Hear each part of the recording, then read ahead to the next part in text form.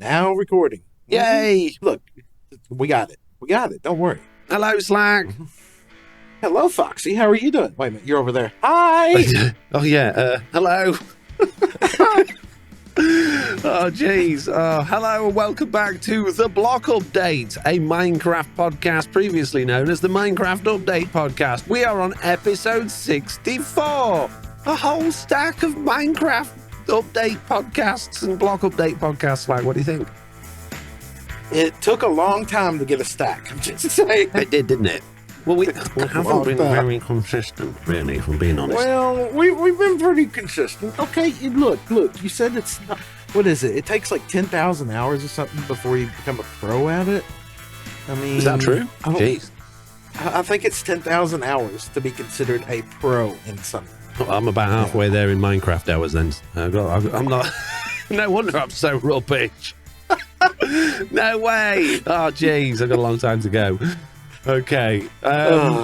Right. Obviously, hello to the podcast. We like to start by thanking our 33 patrons.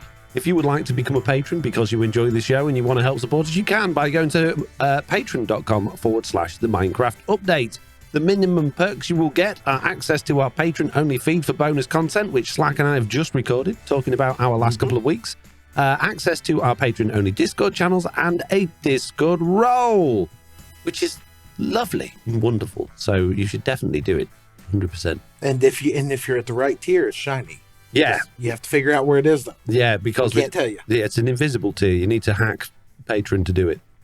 Yeah. But you might be able to do it. Just putting that out there. It's not impossible.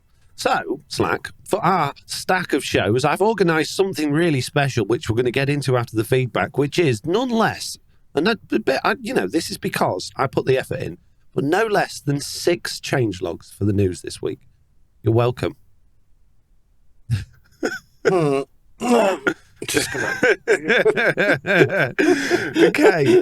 But before we get into this vast number of changelogs that I've organised for you all, we're going to go into the feedback, starting with Out of Dutch, who says, "Hey guys, it's been a while, but I've been around. Love the pod as always. I have a potential solution for Slack's cam issue." Oh no, this was from ages ago. We done covered this one, Foxy. Yeah, sorry, Out of Dutch. I'm getting rid of that, and I'm going to read the first one from Cubicake instead, who says, "Hello, Foxy and Slack.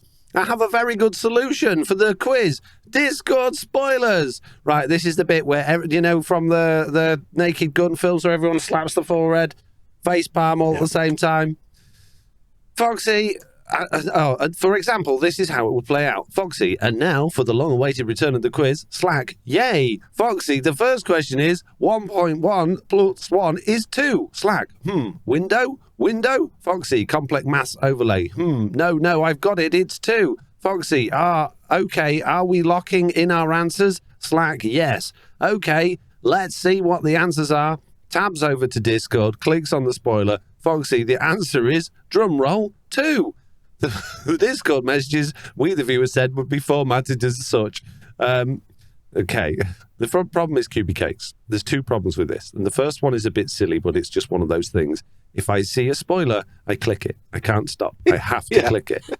Spoiler things in Discord are big red buttons that say click me. There is no hiding them. The other problem is I copy and paste everything from the Discord into a document. So all your spoiler things disappear. Because it's just not how it works. No. No. Yeah. Anyways, Stitch Fix. Foxy, how's your day? We all love your show. We just try to give you ideas to help. We want to be helpful. I work in a man's field. I'm used to getting yelled at, and it's okay. I'm not mad. Got to give you someone to go off on sometimes. You're good at it. Yes, I am. I'm sorry, Stitch Fix. I know I come down on you hard with your good ideas, but I enjoy it. Those were rubbish ideas. Rubbish. Rubbish. No. Just Stitch Fix. No, just bad. It does make me laugh when you've got people that. The thing is, how do you say this? It's like me looking through the window at you at work, Stitch Fix, and going, why don't you do it like that?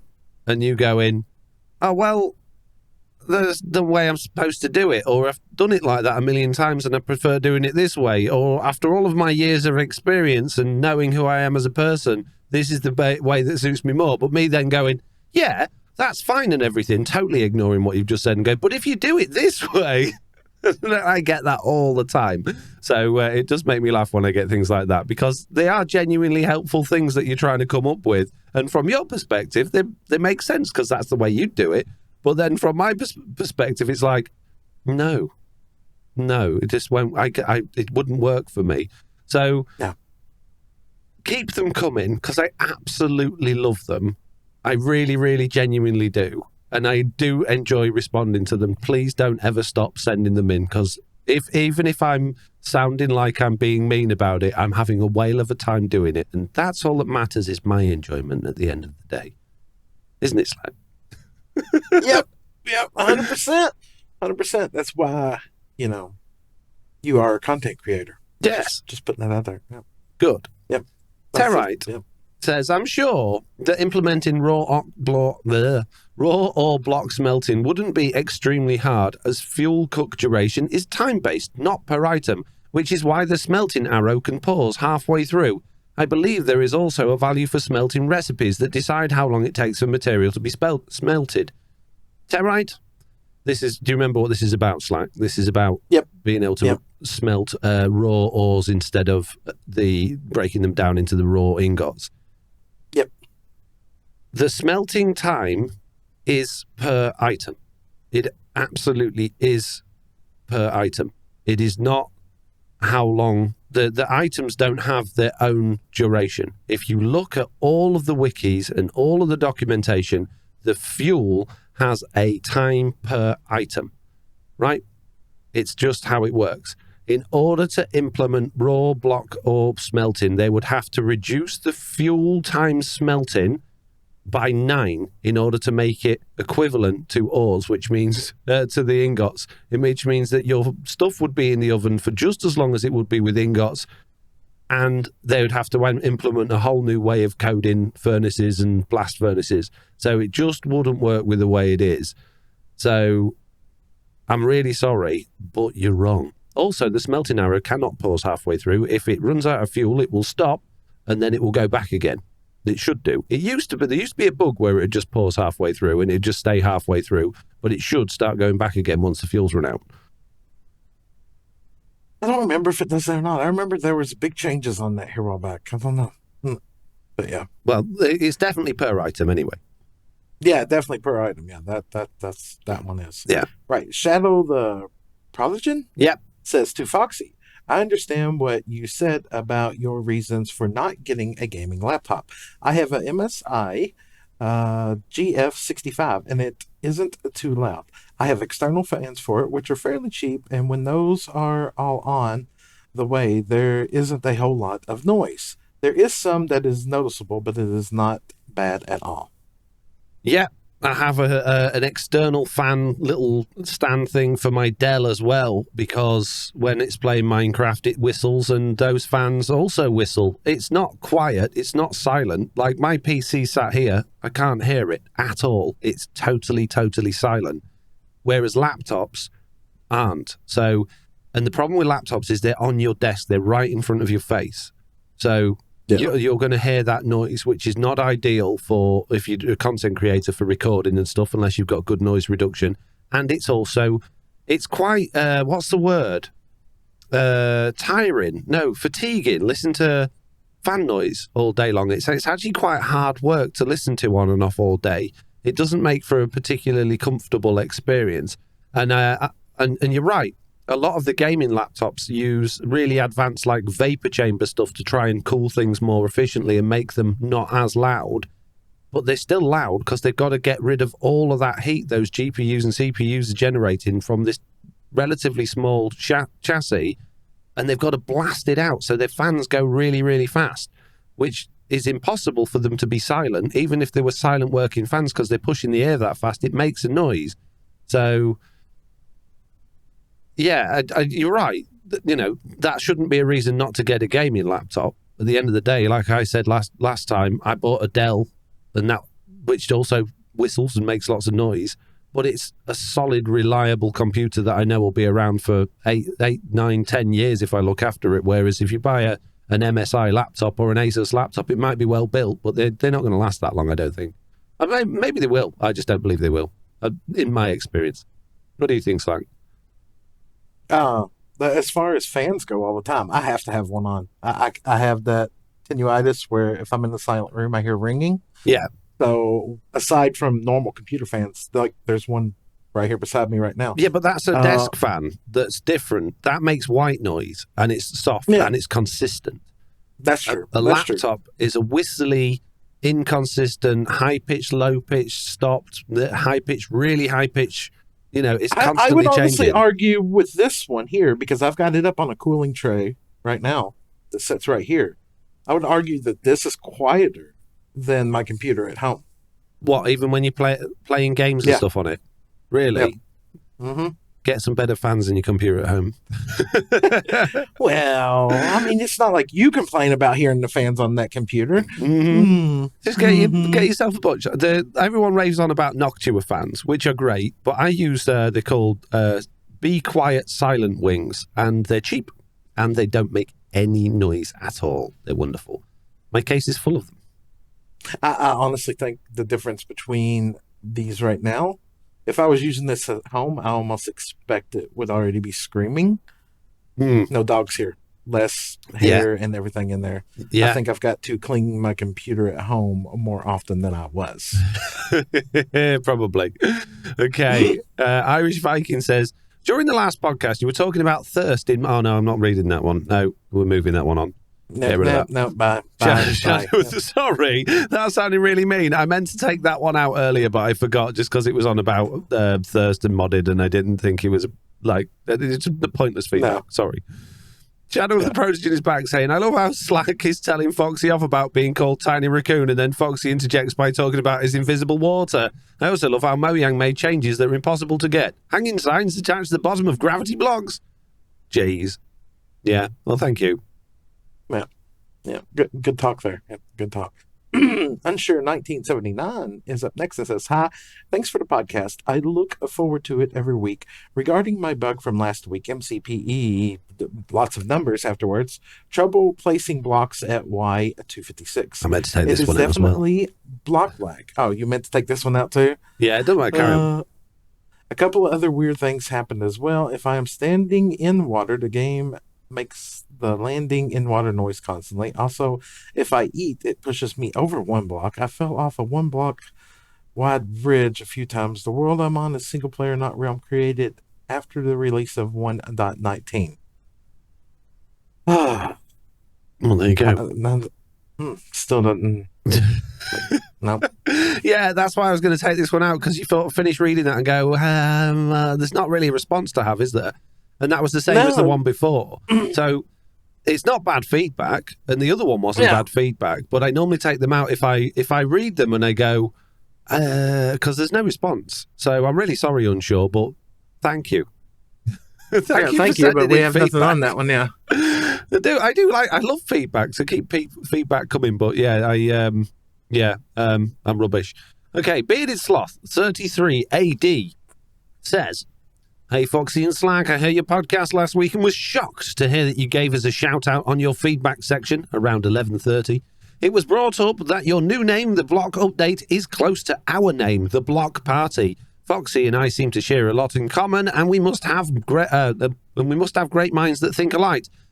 I think your new name is great, and we're happy to continue being complimentary to each other's podcasts. No reason to be competitors, as we have plenty of room around the block.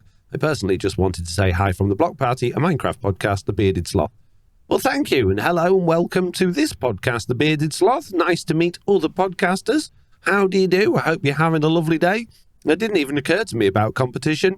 I think it's like YouTube. I don't consider anyone on Truly Bedrock a competitor to me, even though we're making the same content, because people watch who they're going to watch, and people will listen to who they're going to listen to, and just because you've got one person doing so, if that was a problem, you wouldn't have more than one like manufacturer of car. They would all be the same car, but people like a choice. So some people have to. Well, could you imagine one actor doing all movies?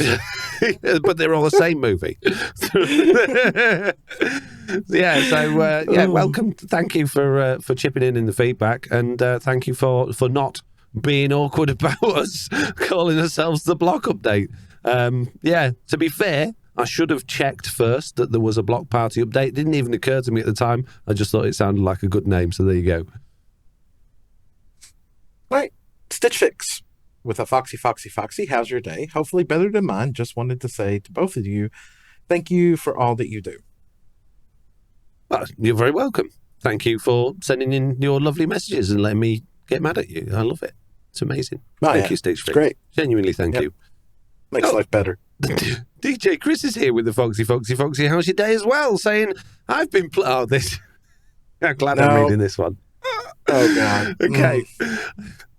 They sent 3 messages in, and so I've combined them together because it made me laugh, okay?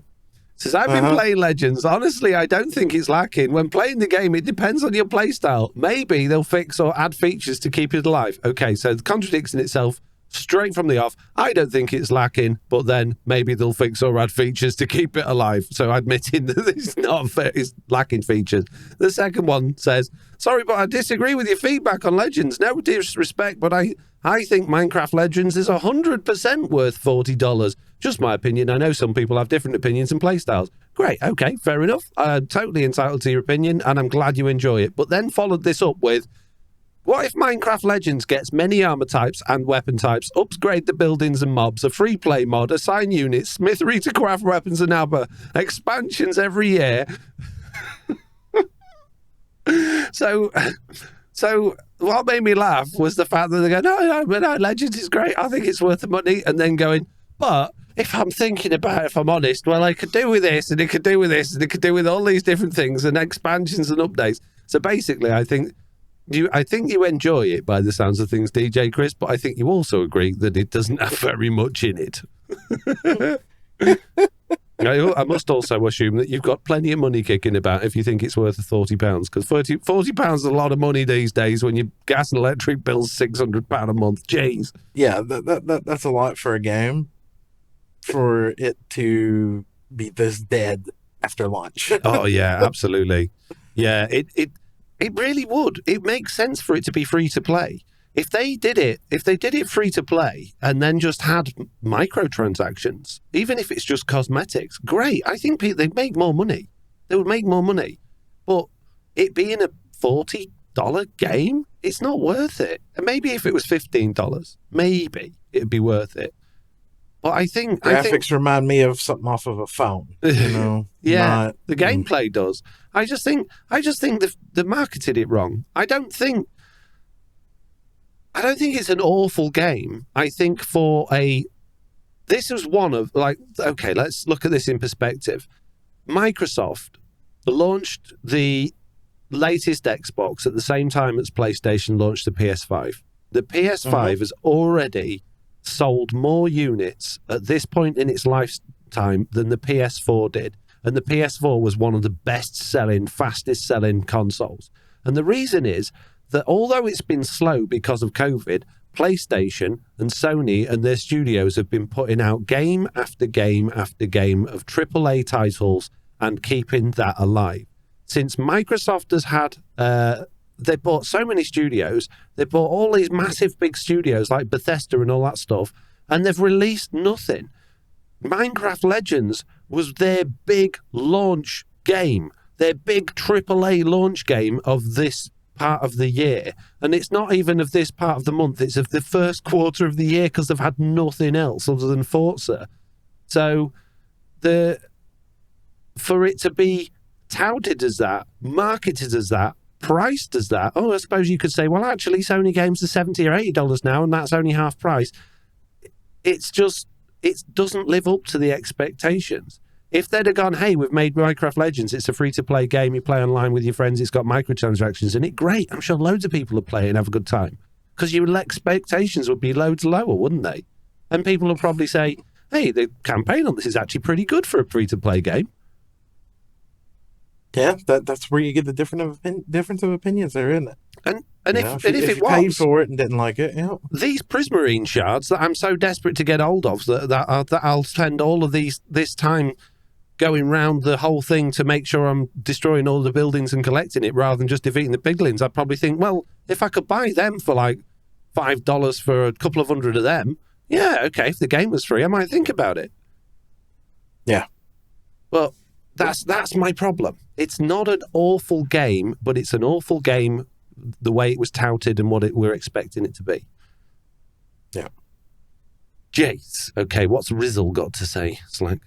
Well, they got to say, I was just listening back to episode 61 where you announced that you would be changing the R Week section. In my personal opinion, that is one of the best parts of your podcast and sets it aside from other certain I meant to delete podcasts. this one as well. Delete. Get rid of it. Gone. Yeah. Oh, look, the Manchu's next, Slack. What's Manchu have to say? Okay, I just want to give my reasoning for deleting that one. The reason I deleted that one is because it was from episode 61 and we have gone over and over and over again about the Our Week section. Yes, it was a unique selling point, as they say in there, but we've changed it, we've made it for the better. We've got a Minecraft, Our Week in Minecraft, which is actually to do with this. And if you guys want to hear about what we've been up to in our actual week, our personal lives and other things we've been up to, then that's in the bonus show, and that's fair because the people that are spending money on the Patreon, this isn't let's get more people to spend money. This is for the people that already are. This is for the 33 patrons that are already spending money and me feel guilty that we're not giving them anything. Okay? So it might feel like we've taken something away, but we haven't. We're actually creating another half an hour's worth of content, which is another 2 hours worth of editing for me every week. So just, okay, geez. It's my guilt, not your. It's not taken away from you. Sorry, Amanchu was saying what's like. I haven't played Minecraft Legends, but the real-time strategy games I have played have had 2 or more factions that a player could choose from, each having unique buildings and abilities. Would Minecraft Legends be better if you could play it as the piglins? Another question I have about the game is it possible for the player to lose and the piglins to win? Can that ever happen if you try to lose? For the second question, I've no idea. I doubt it very much. You respawn after 10 seconds every time you die, so I don't think so. I don't think like when the piglins destroy a village, it doesn't actually completely. So every village has got a fountain, which is the magical thing that you've got to fix. When you destroy the piglin structures, they just disappear when they're dead. When they destroy a fountain, it just looks like it's really broken and you have to build a building to fix it. So no, I don't think the piglins can win. Would it be better if you could play as the piglins? Absolutely, yeah. Any game that's real-time strategy. Any game that's a strategy game. Look at Civilization, and those games. If they or Age of Empires. If they said, and there's only one, only one faction, and these are the bad guys, it'd be a pretty boring game, wouldn't it?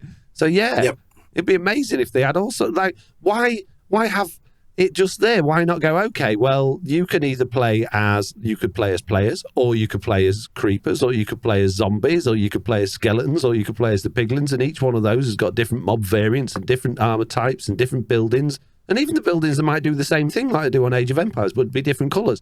That would add so much variety into the game. The problem with the game is it's totally lacking in depth.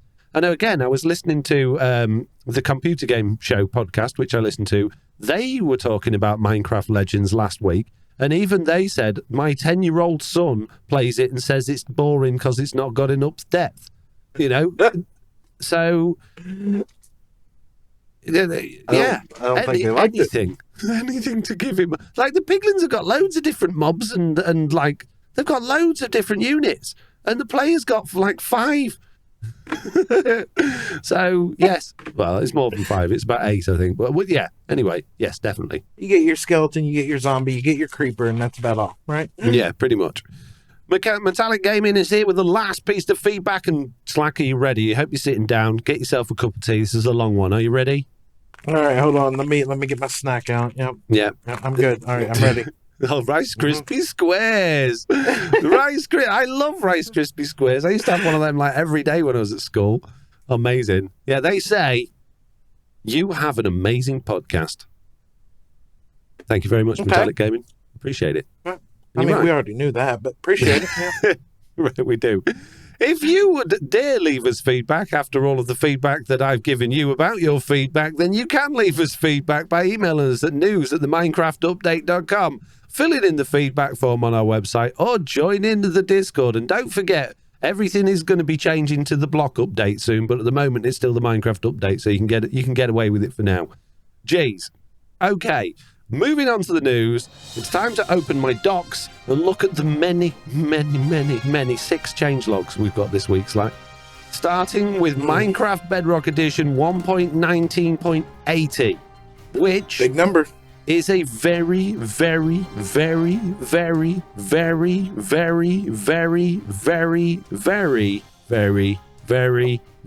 changelog, and I'm not going to read it all out, because we've talked about it all in great depth over the last few Minecraft Update podcasts, as we do, because we talk about all of the snapshots and previews that lead up to this. One thing that they have done, though, if I can find it, is the player sneaking. You know, they had an off and on again relationship with the players, like 1.5 player sneak, being able to sneak under a 1.5 block gap. Well, they've now put that behind an experimental toggle, because I guess it doesn't work properly still. It says player's hitbox height will now reduce to 1.5 blocks while sneaking. Sneaking will automatically be initiated while stuck in a gap of less than 1.8 blocks. Sneaking will lower the player camera height respective of these changes, and it now requires enough space to stand in order to exit the sneaking space. Players will transition from swimming to sneaking if they're unable to stand up would be able to sneak, which I think is great changes, and I hope they manage to sort it out so that it comes out of experimental, because it would be nice to have. That's pretty much all I'm going to go into with this update, because, like I say, we've been through it all already when it was in beta. So if you want to know more, as usual, you can go to the changelog, which will be linked in the description below. The next one, Slack, we got a hotfix. Immediately after that one came out, we got a hotfix. Which didn't, to be honest with you, when 1.19.80 came out, there wasn't the usual cries from the hills of people going, it don't work. It was all right. It wasn't too bad. No, it wasn't the end of the world. No, but this hotfix came out well fast compared to normal. It fixed a crash with the tell command. So I guess if you were telling people, which is basically whispering to people using the tell command instead of say command, you can whisper to people on Bedrock Edition, it would crash the game if you're on Realms. So I guess that was a big one. But I think the real reason why they pushed something out so quickly was because the people that run the featured servers must have been screaming, because the purchase buttons, where you can purchase stuff in there, didn't work anymore, and the show more button didn't work anymore either. So yes, I think we know why that hotfix came out, because it says so in the changelog. Again, that will be linked in the description below. The next one is Minecraft beta and preview 1.19. No, not 1.19.20. It's 1.20. 0.22. Jeez. One day I'll get the hang of this, Slack. When 1.20 comes out, what am I going to do? Oh, we're playing 1.19.20 now. I mean, wait till .21 comes out. 1.19. 1.19.21. 1.19.20.21. Yeah. I mean, this is the end of an era. This is going to lead into a new era of reading out previews and changelogs. I know. Are you going to be able to adapt? Okay. I mean, it takes people half the year to remember the correct year on forums. It's still right 2022 on everything. Jeez. Does March and April get you? You know, when you see dates and they're written March, April, and May, they really get me with when you're writing it in digit form, the 3, 4, and 6 for the months. I don't know why, because I know March is 3, but 4 and 5, April and May, just doesn't feel right to me. I don't know why, but every single time I have to second guess, and they're the only months that get me like that. Jeez, I'm a weirdo. Okay, in this preview, we have new music. New music has been added to the game. They have added a familiar room, a bromeliad, crescent dunes, and echo in the wind, which you will find in cherry groves, desert jungles, mesa, and flower forest biomes. Now, bear in mind, they are not music discs. They are ambient music that will play when you're in those areas, and they're all by Aaron Cheroff. And I haven't listened to any of them. Have you, Slack? Not a one of them yet. No. Okay. I hope that we don't have the issues with that we had with, what was it, Pig Step when it came out? People getting flagged and copy struck and everything. Yeah. Well, there is a new music disc, although that's not actually in this changelog. That's in the Java Edition one. So, yeah. So we're going to skip past a couple of things here. We're going to skip past a few more things here. And we're going to go down to the fact that they've added sniffer eggs. Where was that? I wrote it down. Oh, there we go. It's up in archaeology. They've added sniffer eggs to warm ocean ruins in the suspicious blocks. So we can get them from warm ocean ruins now, which is nice. Okay. They have reworked the trail ruins with more structures and variants, which is nice, based on the community feedback. Now, I do believe that we read this in the Java Edition snapshot in the last podcast, but they've done that with Bedrock as well, which is nice to see. And something that I made a tweet about the other day because it made me laugh was that they renamed pottery shards to pottery shards, spelled Sherds, which in my mind, when they change the name to pottery shard, oh, look, it's a pottery shard. It changed the name to pottery shard. And it just makes me speak like that when I read that. Now, a shard, or a shard, spelt with an E, is, by definition, a piece of broken terracotta pot. So it's the right word, but it looks wrong, doesn't it? Yes, very much so. Yeah. How do you like my pottery shard, Slack? Oh, it's a nice pottery shard you got there. Don't you be touching none of my pottery shards in that chest over there. I'm just saying. Yeah. Yeah. So that made me laugh, but that's the right word. So I'm gonna give him a pass on this one. The You Died screen, Slack. Did you see that on the new You Died screen, that would allow you to see your coordinates through the screen? If you had coordinates enabled on your world, it would allow you to see them through. They made a change that allowed you to see your coordinates when you died on your You Died screen. Quite a nice feature. Completely ruins the idea of the recovery compass, but very convenient. But now they've taken it away again, and they're waiting on community feedback. So there's a link in this changelog to a feedback page where you can give your thoughts and opinions on that. For me personally, I like the idea of being able to see your coordinates after you've died, because chances are, while you're in the process of dying, you aren't really paying attention to your coordinates. And as we all know, you all die with a recovery compass in your pocket. You don't think about, oh, I'll need that after I'm dead. Right? Oh, yeah. It's pick away. I mean, how is it something like this gets brought back to a community vote, but like stuff like horses and boats and just don't get me started on horses and boats. Oh, you got an issue with horses and boats? I mean, what? You can't put them in there no more? Is that your problem? Well, I didn't realize that was a Java parity thing that they did. I thought that was just somebody going, I don't like it. But I watched an IBX Toycat video this week that was talking about this. And it turns out that that's how it works on Java Edition. You can't put horses in boats. But it turns out the person who made the bug report for Bedrock Edition is just as angry as everyone else about the change they've made, because that wasn't their point. What they were saying was, you need to make the hitbox for the boats bigger so that you can click on it when it's got a horse in it, which makes more sense. Yeah, then they go and do something like where the turtle's already too big, but the hitbox, no. Yeah. So, Skulk sensors have new phases. So this is quite a complicated thing. I will try and read it out. But if you're not interested in Skulk sensors and redstones, then don't worry about it. But basically, Skulk sensors and calibrated Skulk sensors now have 3 phases: inactive, active, and cooldown. In the default phase is inactive, which you would expect. And this phase lasts indefinitely until the block receives a vibration. During this phase, the block is able to listen to nearby vibrations until one has been scheduled. So basically until it knows there's one to come to it. Yep. When a scheduled vibration is received, and that's not somebody going, I'd like to schedule a vibration for May the 3rd at 4:30 p.m, please, ringing the doctor at 8:30 in the morning hoping to get through. It is just when another one has decided it's going to send one, it will switch to the active phase, which lasts now for 30 game ticks for skull sensors and 10 game ticks for calibrated skull sensors.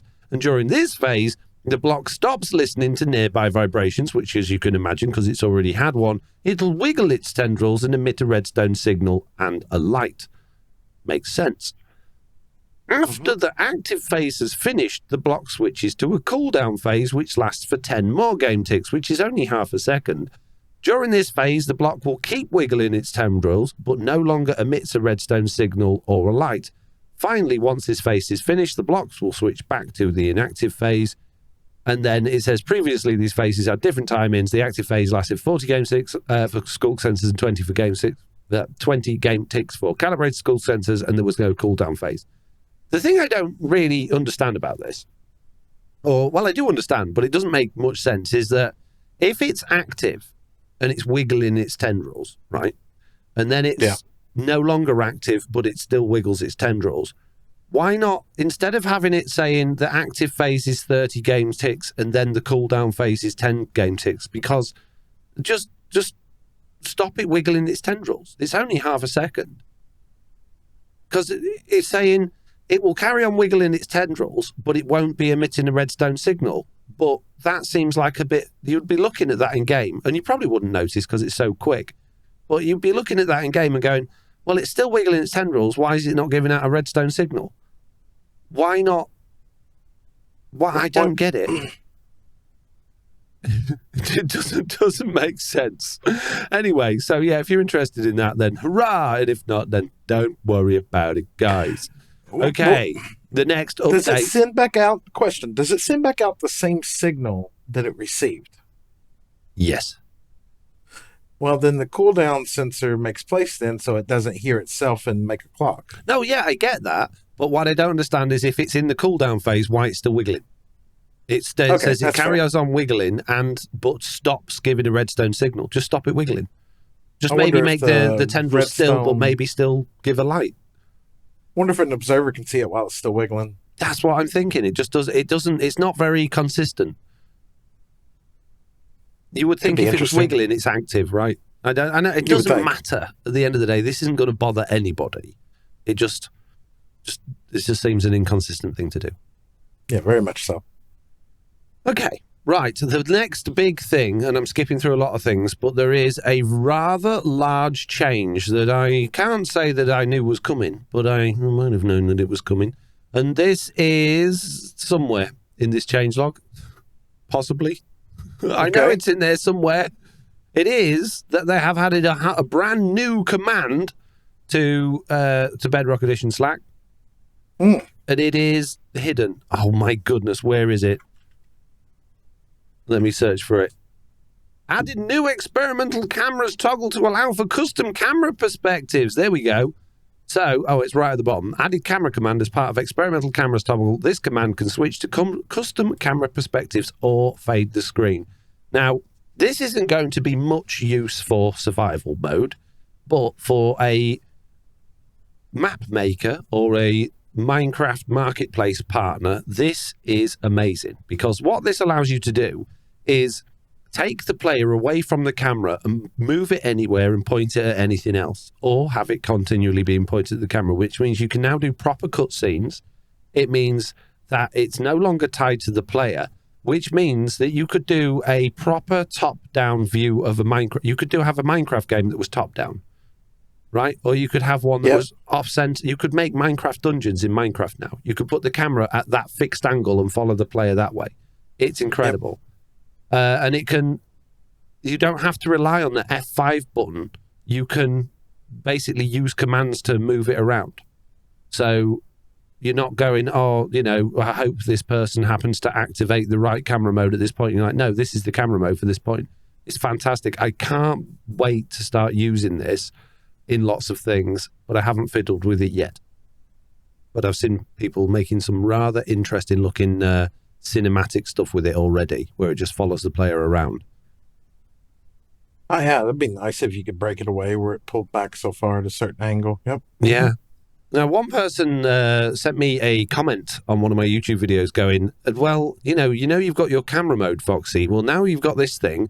You don't need to have an alter count anymore. You can just have the camera moving around while you're building somewhere. And now then I responded to them going, that's fine, but how are you going to see what you're doing? Yeah, exactly. Exactly. That's where I was just, Because getting your head into this perspective of, if the camera's not there, you're not there anymore. You're not there. You've got no hotbar. There's no, crosshair. There's no seeing what you're doing. The camera, your position is gone somewhere else. It might be looking towards you, but it could be behind a wall. It could be in the distance. One guy says in the chat, who needs to see what they're building? Well, yeah, it could make some interesting time lapses. I built this blob and drowned during this time lapse. Mm-hmm. Yeah. Sounds legit. Yeah. Mm-hmm. So yeah, very exciting. I'm very, very excited about that. And that takes us on to Minecraft Beta and Preview 1.20.0.23, which doesn't have a massive amount in it, thankfully. There's a couple of things of annoyance in there, but I'm sure it'll be fine. Wait a minute. Annoyance? I don't like annoyance. Well, it's funny, actually, because when I read it first, I read it wrong and I was annoyed. And then when I read it right, I was like, oh, that's annoying. And we'll get to that in a minute. So, first of all, they've got the Amethyst Resonance, which we've talked about for Java Edition before, which is where blocks of amethyst can be placed above or below sculk sensors or calibrated sculk sensors. Did I disappear? Yeah, one of us disappeared. I'm not sure who. I don't know if it's this new PC or what, but every now and then, it happens while I'm live streaming as well, and it happens when I'm playing like games and stuff. My internet will blip out for about 5 seconds and then come back. It's not enough to kick me out of the server, but it does go back. Yeah. Sorry, peeps. Sorry, people listening to this, not watching the video. My bad. Okay, so yeah, block of amethyst can be placed above or below sculk sensors or calibrated sculk sensors. They now also resonate vibrations. So we've got that parity there, which is nice. I'm going to scroll down a bit past all of this nonsense, and we're going to get to the bit that I read wrong.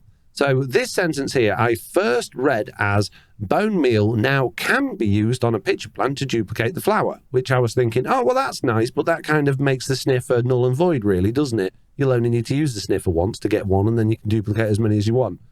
And then I read it again, and I said, oh, they can't be used on a pitcher plant to duplicate the flower, and breaking pitcher plants with fortune enchanted tools will now not drop more than one flower.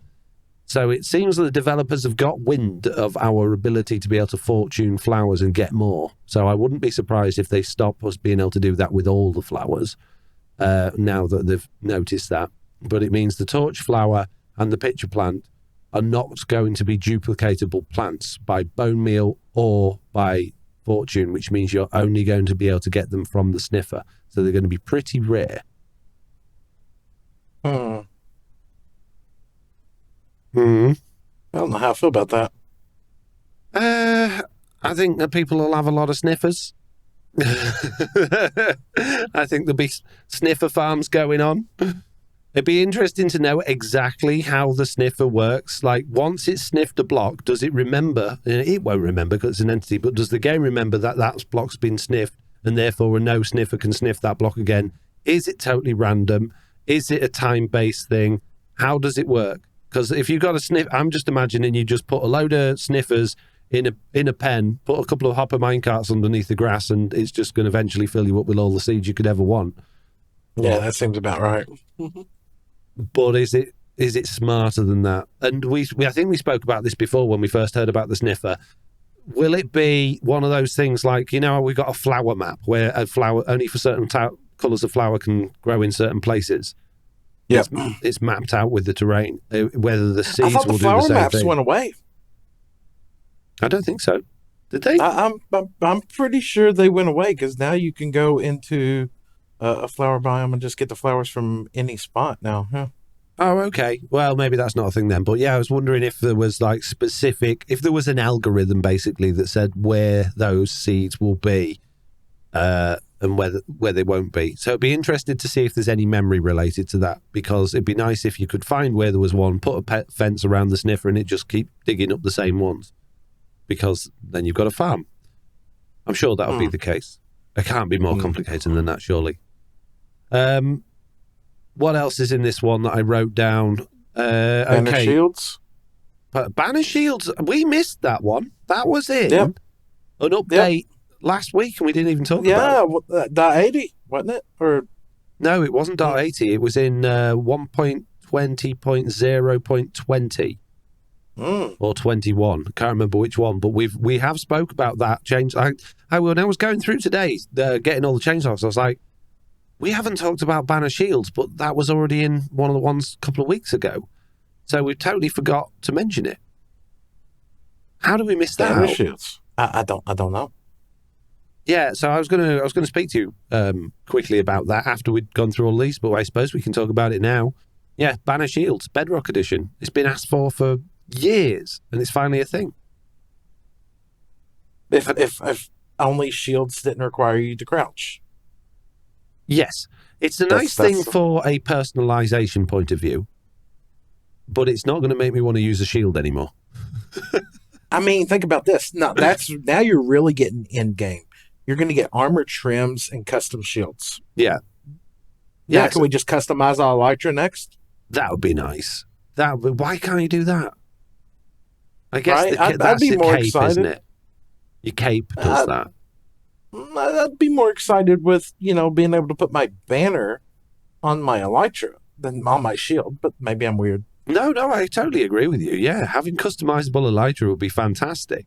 But I think we've got to give them a win where there's a win here. This has been something that everybody's wanted forever. It's been a chip parity issue forever, and they've given us it, which is a really nice thing to do, because it can't have been an easy thing to do. It's just a shame that shields suck on Bedrock Edition because you've got to crouch. Yeah. So right click. Oh, nope. That's not the way. Yeah, exactly. No. Well, it's just so totally like, okay, any software, good software is good software, not because it necessarily does a good job. It's because it's designed well and it's easy to use, right? So that's why people like iPhones, because until recently, and they got all ridiculously complicated, when iPhones came out, it was just so obvious what you did. It was just instinctive to make a picture bigger by like doing that on the screen or flicking up. It's the way we just use our hands, and they managed to make that into an operating system. And that makes it great software because it works. When you're saying to somebody, oh, I'm panicking, I'm running away, you've got muscle memory in a game. The last thing you want to do is crouch. No, crouch. Why did I crouch? Oh, I'm dead. Yeah. So it's not good from that perspective. It's not an instinctive thing to do, to crouch, unless this is the only game you've ever played and you play it, and you play with a shield. Half the games out there, if I go to run, I hit shift. Quite. Yeah. Yeah. I don't want to plant myself. No. No. Right. So, yeah. Do you want to talk about banner shields anymore? Anything else you want to say about it? No.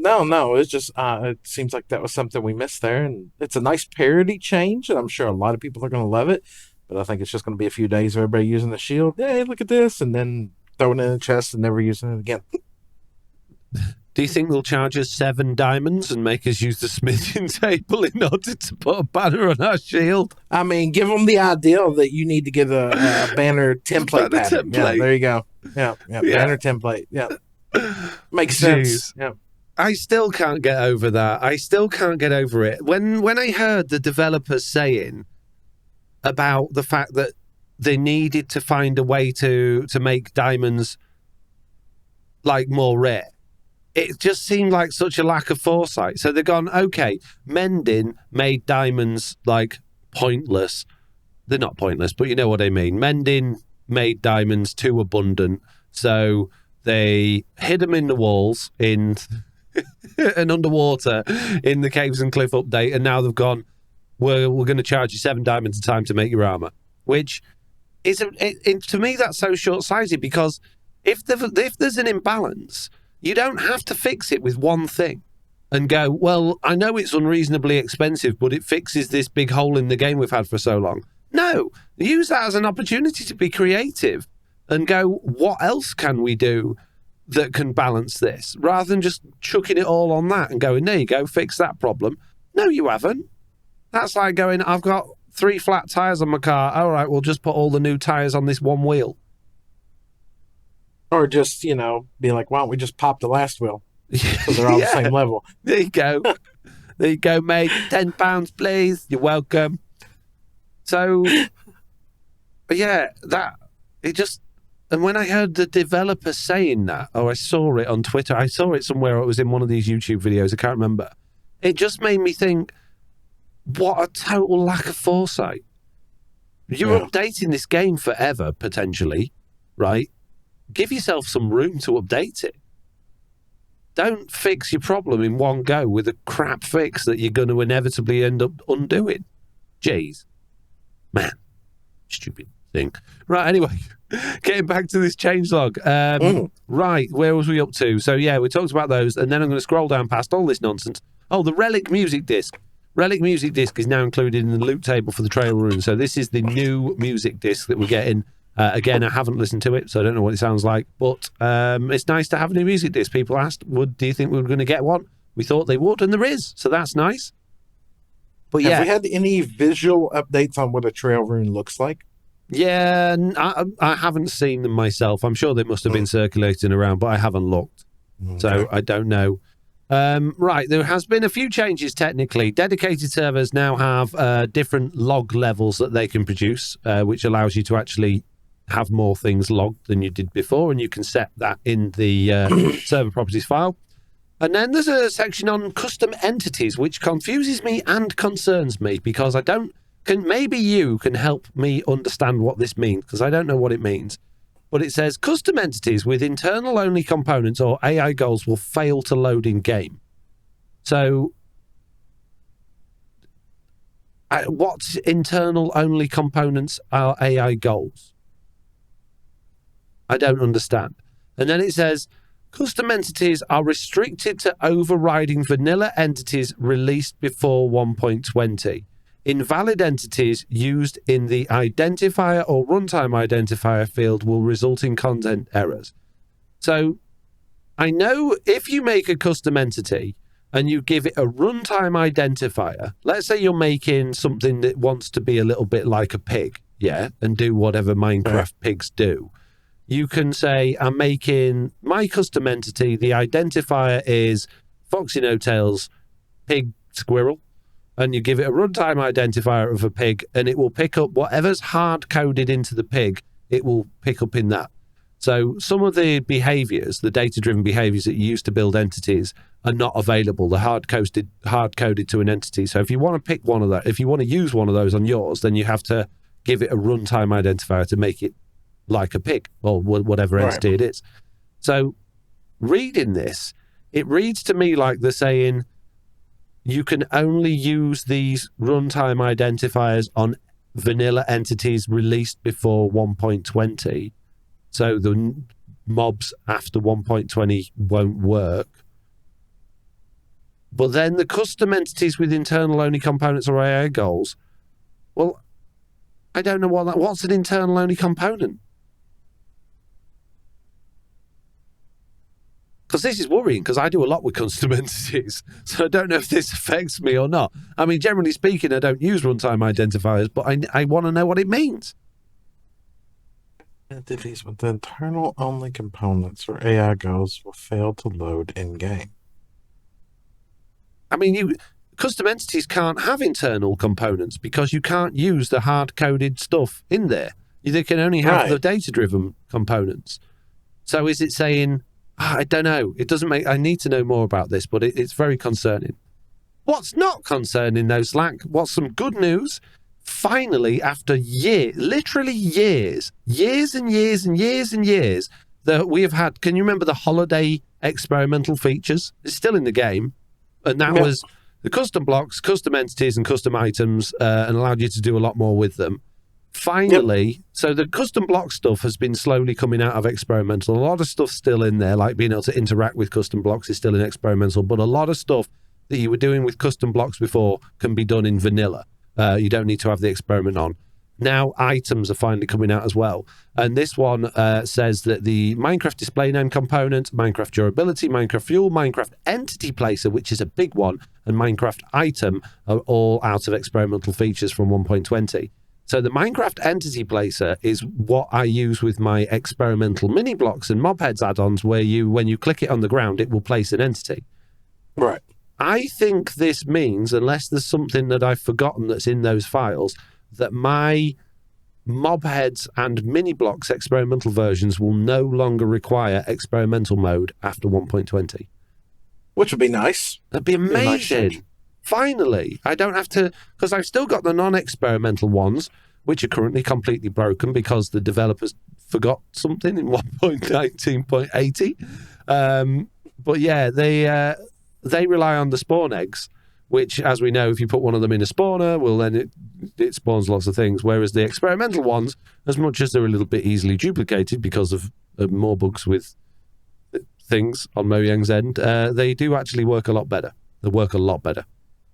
But so my non-experimental version of mini blocks used the Wandering Trader to sell. In fact, the experimental version does as well. Uses the Wandering Trader to sell the player the mini blocks. Now, the experimental version uses custom items instead of spawn eggs, and in 1.19.80, they changed the ability to... they changed basically how spawn eggs worked in add-ons and stuff. So now if you've got a loot table that has a spawn egg in it, instead of using Minecraft spawn egg and then a data number that you would normally use, you just put like whatever your data pack name is and then whatever the entity name is and then spawn egg. And you don't need any of the data fields or anything like that, which works great. But what they didn't do is allow the Wandering Trader to have those changes, but they also got rid of the Wandering Trader to be able to have the other changes as well. So now there's no way to get a Wandering Trader to give you a custom spawn egg. So I made a bug report on that one and I posted it to Mojang to tell them what a naughty team of developers they are, ruining my non-experimental version of the pack. Not my experimental one, that works fine. The one that's not supposed to be experimental, totally broken and unfixable. Thank you very much. Good job. Good job, yeah. Yeah, that really taking care of the there, yeah. Another one that I like, accessibility functions. They've added the new chat message duration and notification duration accessibility settings. So, you know when someone types in chat and it stays on screen for ages? Yep. You can turn it down. It defaults to 3 seconds, but you can turn it down. Now, I actually have a custom resource pack that does that for me. And mine also gets rid of, when you pick an enchanted item in your hotbar and it stays on forever telling you what all the enchantments are. And it makes that go. Yeah, I had a pack that did that too, but I had to quit using it in... Was it .80? Or was it the one before that? It's probably the one before because they kept breaking because things like that. It just brought some big error message on the screen that talked about custom displays and you couldn't get out of it. Yep. Yeah. So it's nice that they've done that. I really hope they'll add one for that stupid display for the enchantments on your items as well. But it's nice to be able to get rid of chat quick, because if you are on a server that's chatty, it's really annoying when you're trying to record and chat's just constantly on the screen. So yeah, that's a nice one. And then there's a whole bunch of other stuff to do with the beta APIs and things, which I will be very excited about reading, but it would be totally boring for the podcast. Yes. Any more thoughts on that before we go on to Java Edition, Slack? No, the only thing I was thinking of that we didn't cover, I don't remember which update it was. I know it's in .80 that's live out there now, where the enchantment glint slider. It's actually a nice thing to have under accessibility. I haven't looked at that, but did we miss a changelog? I think that was part of .80, which was a big one, and it was last week, and that's when we were stuck at the hospital all day. Right, okay, fair enough.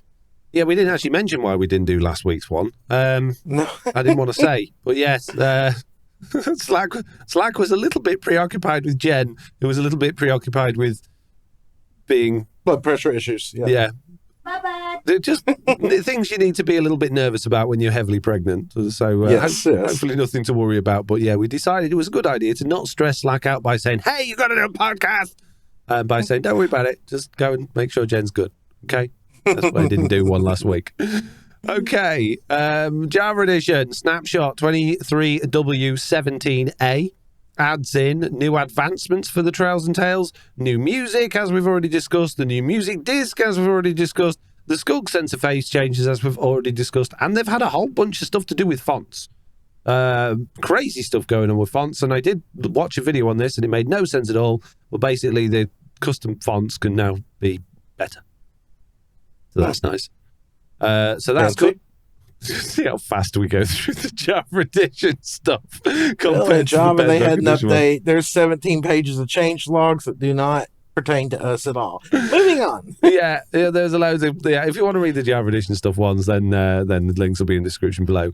Moving on to Minecraft Snapshot 23W18A, which I've pulled out a couple of things on here, but really doesn't matter all that much. Stepping sounds. Walking on a block will always play a stepping sound. Previously, it was not the case if you're walking along the edge of a block with water or air beside it. So that's nice. And now walking on the ocean floor will produce a step sound for the block if you're walking on, but at a lower volume and pitch. So that was that. What I have picked out is, do you remember when they did the whole, we've got to do telemetry in Java Editions now, and everyone went absolutely crazy saying it's not fair and we shouldn't be doing it? Yep. Well, they've now got 2 more optional events that you can send with telemetry. All events have to say what launcher the game is playing with. All of them have to say whether the world has actually been loaded and whether it was map realms content. But now it is optional to send when a player triggers an advancement and what the game load times were. And I think it's really important that Mojang get this information. I know a lot of people are like, oh, data, why should you have my data? It doesn't matter. This isn't going to touch you, affect you, or hurt you in any way. But it's this sort of information that when Mojang can collect it, they can make the game better. So if you have these options on your Java server, turn them on. The more people that do, the more information Mojang can get about the game, and the more optimized and better they can make it in the future. That's why they want to collect it. They're not interested in you. They don't care about you as an individual. You're just a number on a screen to them. They care about how the game's working and what they can do to make it better for everybody. That's it. They don't care if you use the sand duplicator, you know? Yeah, they're not watching what you're doing. The FBI man not sat there in a Mojang Studios going, oh, it's in someone else's chat taking diamonds. They just want to make the game better, guys. He shortchanged that shop right there. Banhammer. Oh, jeez. Right, okay, that's it for the snapshots and all of that stuff, which means it's it for the news. Finally, jeez. Okay. Any thoughts on all of that news, Slack? No. Banners on shields, yay. Sneaking under blocks be nice when it's actually in the game, but I'm curious of what it's going to break. The accessibility slider. It's nice that we got something on there, but why no subtitles yet? I know, it's a bit weird, that one, doesn't it? It must be a very difficult thing for them to put in the game. I was thinking about that. There's no way to detect with add-ons whether an entity's made a noise, but it's very easy to detect where they are around the player. So, and the game obviously must be able to detect when it makes a noise because the game's literally saying, make a noise. So, yeah, it really shouldn't be that difficult for them to just put that out onto the screen. The argument has got to be there's no free real estate on the tiny phones. That's got to be the argument. Don't make that excuse. No, sorry. You want accessibility? Get off 7-pixel screen and get computer. Yeah, well, there should be an option, shouldn't it? It should be an option. Yeah. That's why they worry about text-to-speech. Well, have text-to-speech do it. Well, what if I'm deaf? Well, what if you're blind? Well, if I'm blind, I use text-to-speech, but I also, it's very difficult to see where you're going when you play Minecraft. If I'm deaf, I can enjoy the game if I can see what's going on in terms of subtitles. It's very difficult, and it sounds horrible, but it's very difficult to make a computer game that is suitable for blind people. And you could argue that is it worth doing? It's like, well, should we develop a car for blind people? Well, no, it's probably not a good idea to have blind people driving tell that cars. to Tesla. I'm just saying. Well, no, yes, that's a good thing. That's a really good thing for people with disabilities like that.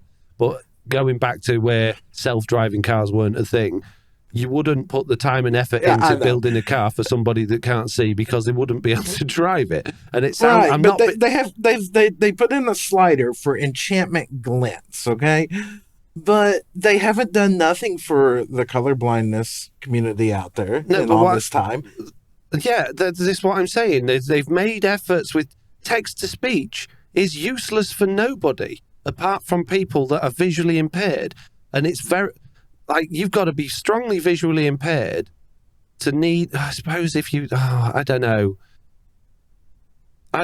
I feel like I'm crossing boundaries I shouldn't, talking about disabilities and things like that, and I'm not. I thoroughly think everything should try as hard as it can to make things as accessible as possible. Yeah. It's not a complaint. It was just... From my point of view, is you can enjoy the game at 100% if you could see the subtitles.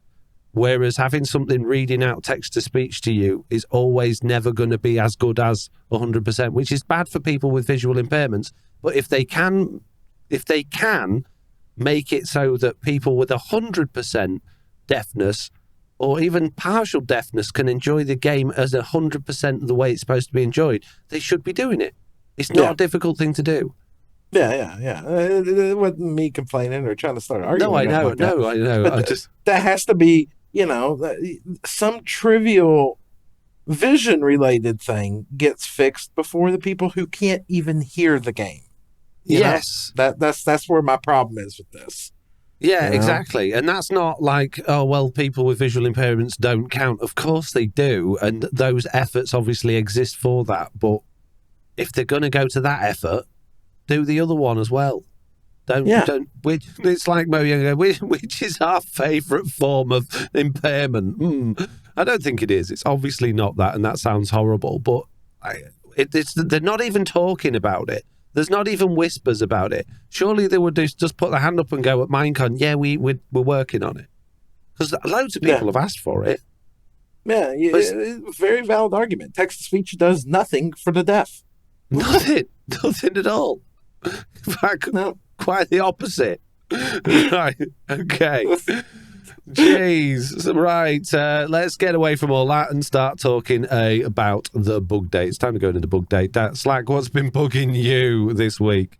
It's one of the probably most trivial things that does not exist in the changelogs at all. Water breaking now generates a horrible sound. It sounds like a block breaking. It is annoying. So if you have a trident killer, yes. So an example of that is a trident killer that's got water in it, so that it moves around, so that you get the impaling effect. Impaling effect, yeah. Every time the piston moves and breaks that water, it makes a sound. And if you got like 4 trident killers around you, suddenly it sounds like you're in a herd of stampeding horses. Really? Yeah, it's horrible. It's absolutely horrible. It is one of the worst changes I've seen put into the game.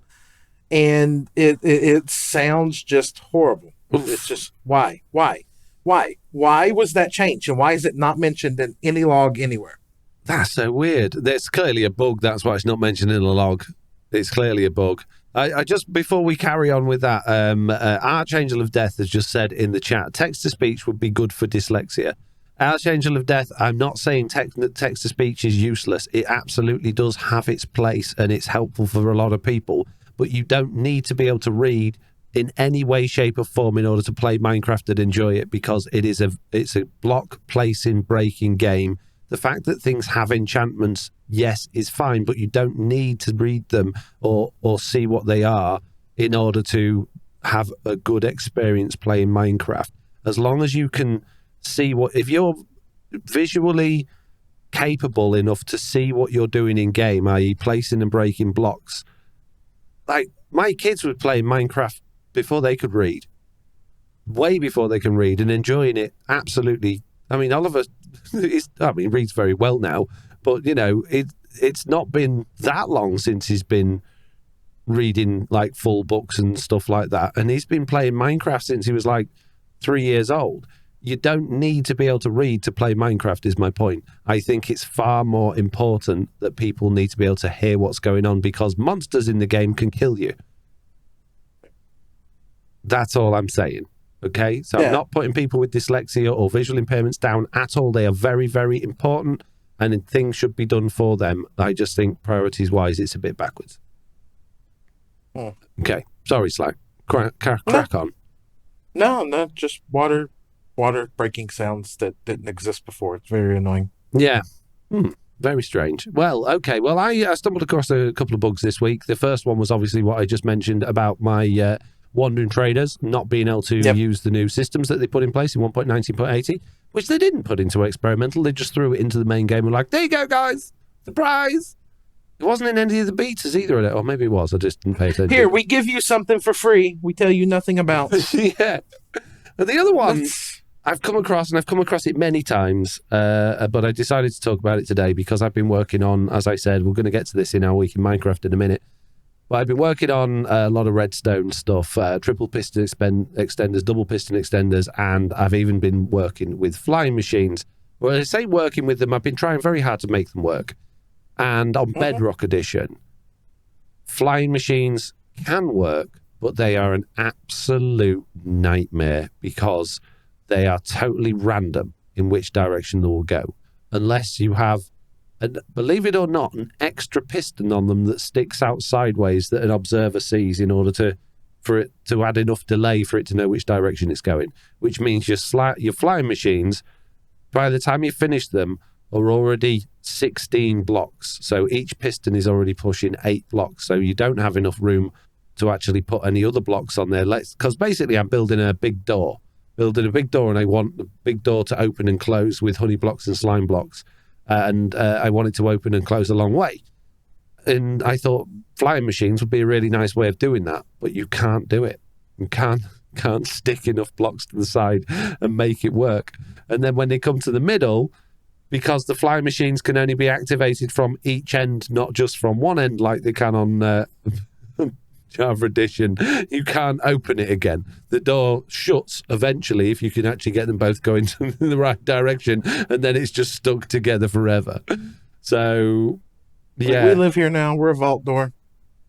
Hey? It said, we live here now. We're closed. We're a vault door. Yeah, exactly. If you want to come through here, get your pickaxe out. That's what it says, exactly. So, yeah, very annoying. I just would like some redstone consistency. Yeah, just consistent would be nice. Yep. Yeah, exactly. I'm not after parity. I just would like it if they went in the right order. Because it's so weird when you build the exact same flying machine they use on Java Edition, and on Java Edition it'll go in the same direction until it hits some obsidian. Then you send it back the other, it'll go. And if you've got two of them stacked on top of each other, they both go at the same time. On Bedrock Edition, one will go, and the other one's going, and because one's honey and one's slime, as soon as the honey one moves one block off, the honey sticks to the pistons from the bottom one, and they just tear each other apart. It's rubbish. Fix it. Yeah, it's no good. No. I mean, I don't know. Why do we only get redstone updates every other tick? I don't know. I have no idea. Okay, so from the Bugdate, then we have 2 bugs this week. One from Irish Viking saying, all firework stars get crafted into basic firework stars when crafting with the recipe book, like making a star-shaped firework star and then using the recipe book to craft it into a working firework. It'll change into a small ball-shaped firework. It does this with all special fireworks. I'm working on getting it submitted as a bug report. Well, that's annoying. I don't know if that's really a bug or not. I mean, that's like crafting the explosive rockets that we use to fly with. There's other ones that you can craft too, but they're not in the recipe book. They are in creative. But they're not in survival. But the recipe book should understand what items you've got in there, and if one of the items is a fireworks star, a star-shaped one, then it should know that going forward to craft it. It should be no different than redying glass terracotta or something like that. I think they're all add-on packs, but if I have an inventory full of white concrete and I want to start dyeing it green or whatever, and I do that and I dye 8 stacks green, it shouldn't immediately grab my green stacks again and put them back up there when I tell it to quick craft the next ones. But it does. That's people being lazy making add-ons. Because it is possible to tell. But what we like, I've made universal crafting. In fact, we've got it on Truly Bedrock, and I was lazy with it because you go, right, it's not lazy. I get it. You'd have to cut a recipe out of each one. But you'd have to have a recipe for every single possible combination of every color in every slot, which means you would have probably thousands of recipes just for all of the different colors of wool. In fact, it'll be wouldn't it be the same thing for the fireworks though? But wouldn't it be the same thing for the fireworks, because you got so many different variations with every firework? But the game's pulling that data out before the recipe book is showing you what you can craft based on the attributes of the things you already have in your inventory. So when you click on that, it should pull the right crafting recipe out. Because if you put those in there manually, if you put a star-shaped fireworks star into the crafting table manually, it won't craft it into a small ball-shaped firework. It will give you a star-shaped firework. So that's the problem, is the crafting book isn't looking at the attributes of the items. It's just going, it's just a fireworks star.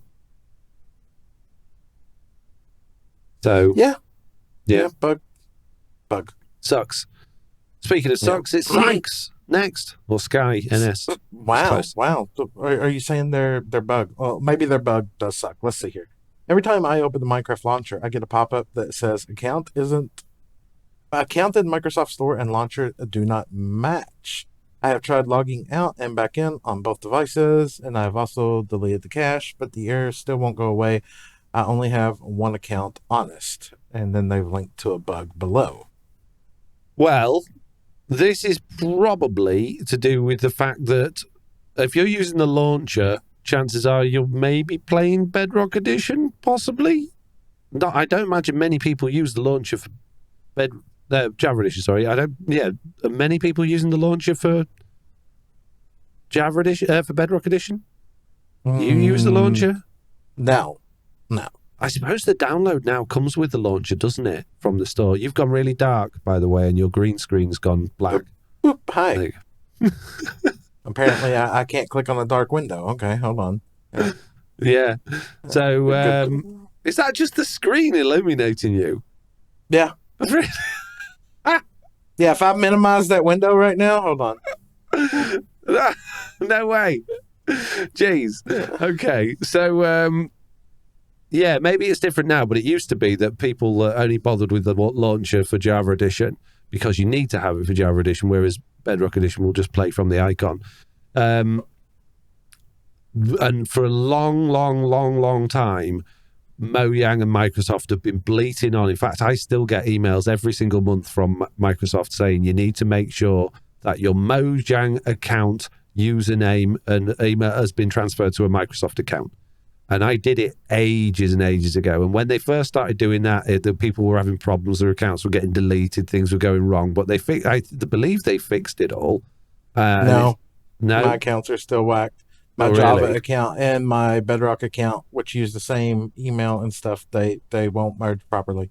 Because like if I go to log in under Java, I have to log in using my Mojang login. Because if I use my Xbox login, I don't own Java.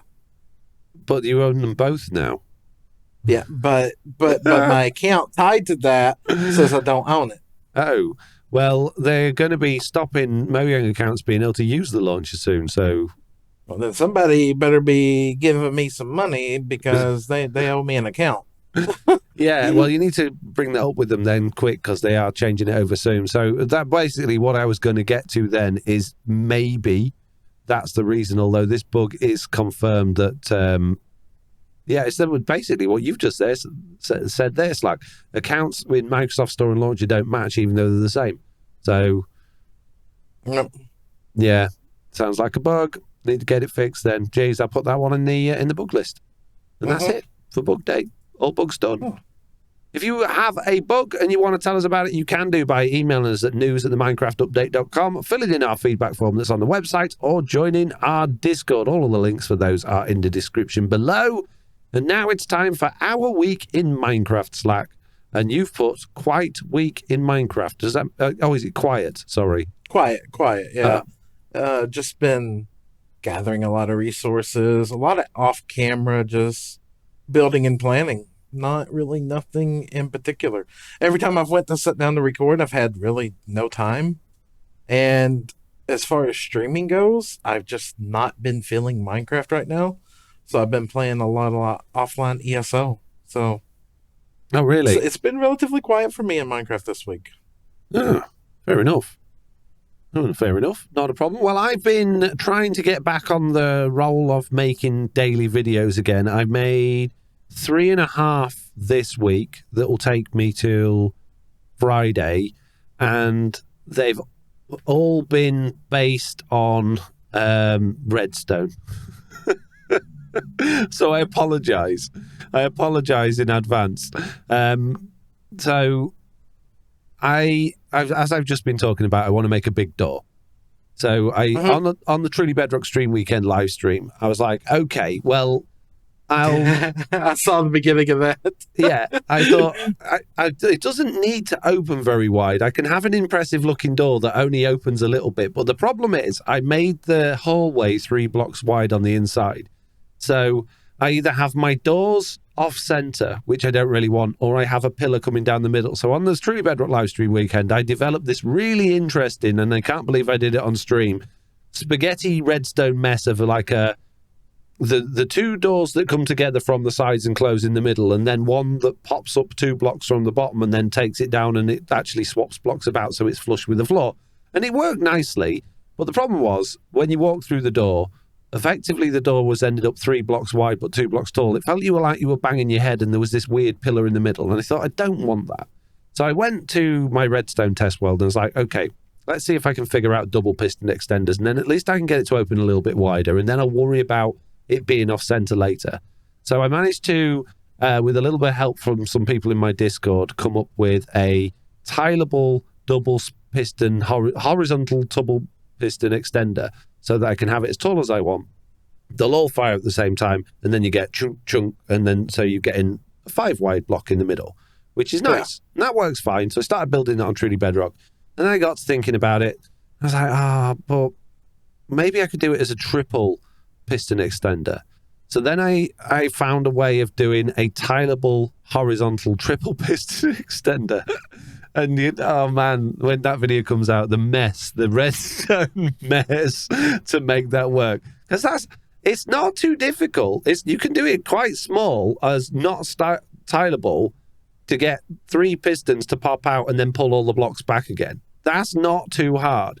But when you want to make it tileable, you've then got to spread it out, and it becomes massive. There's like 400 repeaters in it, and it's absolutely crazy. But it works. I thought that's too big to build on Truly Bedrock, as much as it's nice. So then I went down the rabbit hole of what about flying machines? And I was trying all these different types of flying machines, and I got some that worked really well, but then kept going out of sync. And like I say, like they'll get to the middle, but then how do you open again? So you still got to have a pillar going down the middle of your door, which means, man. Yeah, so I had some fun playing with that, and I made 3.5 videos on that. In fact, no, I finished the 4th one this morning. So yeah, 4 videos covering the progress of that door, and I've got to the point where I'm thinking people are probably sick of me talking about that door now, so I'm just going to build the rest of it off camera and come back into the next video with something else.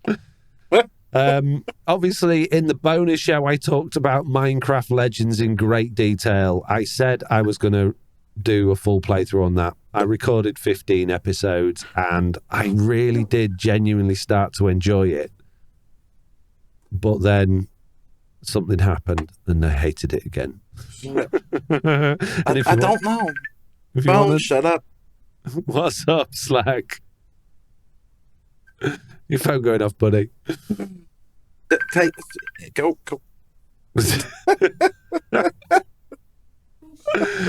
Isn't life great? Jeez. Yeah, so I've decided I'm not going to play any more Minecraft Legends. So I'm sorry to people that were looking forward to see me finish that playthrough. It ain't going to happen. And then I've been playing with the beta API system, which I've been putting off for a long time. How long's that been about now? We started off a game test, didn't it? Yeah. And then it became the scripting API, and then they've renamed it to beta API. And it's got, over the last few months, more and more complicated about what you can do. But effectively, in order to make add-ons with that, you're not fiddling with entities or items or blocks or anything like that. You're writing JavaScript, and they've got a lot of things that you can now detect and work with in the game now, which is far more efficient and optimized than trying to like run commands on entities or keep scoreboards and things like that. And it's fascinating once you go down that rabbit hole exactly what you can do. So I started off with making a percentage player sleep add-on, which unfortunately, because there's no way to detect the player actually asleep using that you can detect everything else but not players sleeping, you still need to fiddle with the player entity file to basically send it a message that the player's asleep when they're sleeping.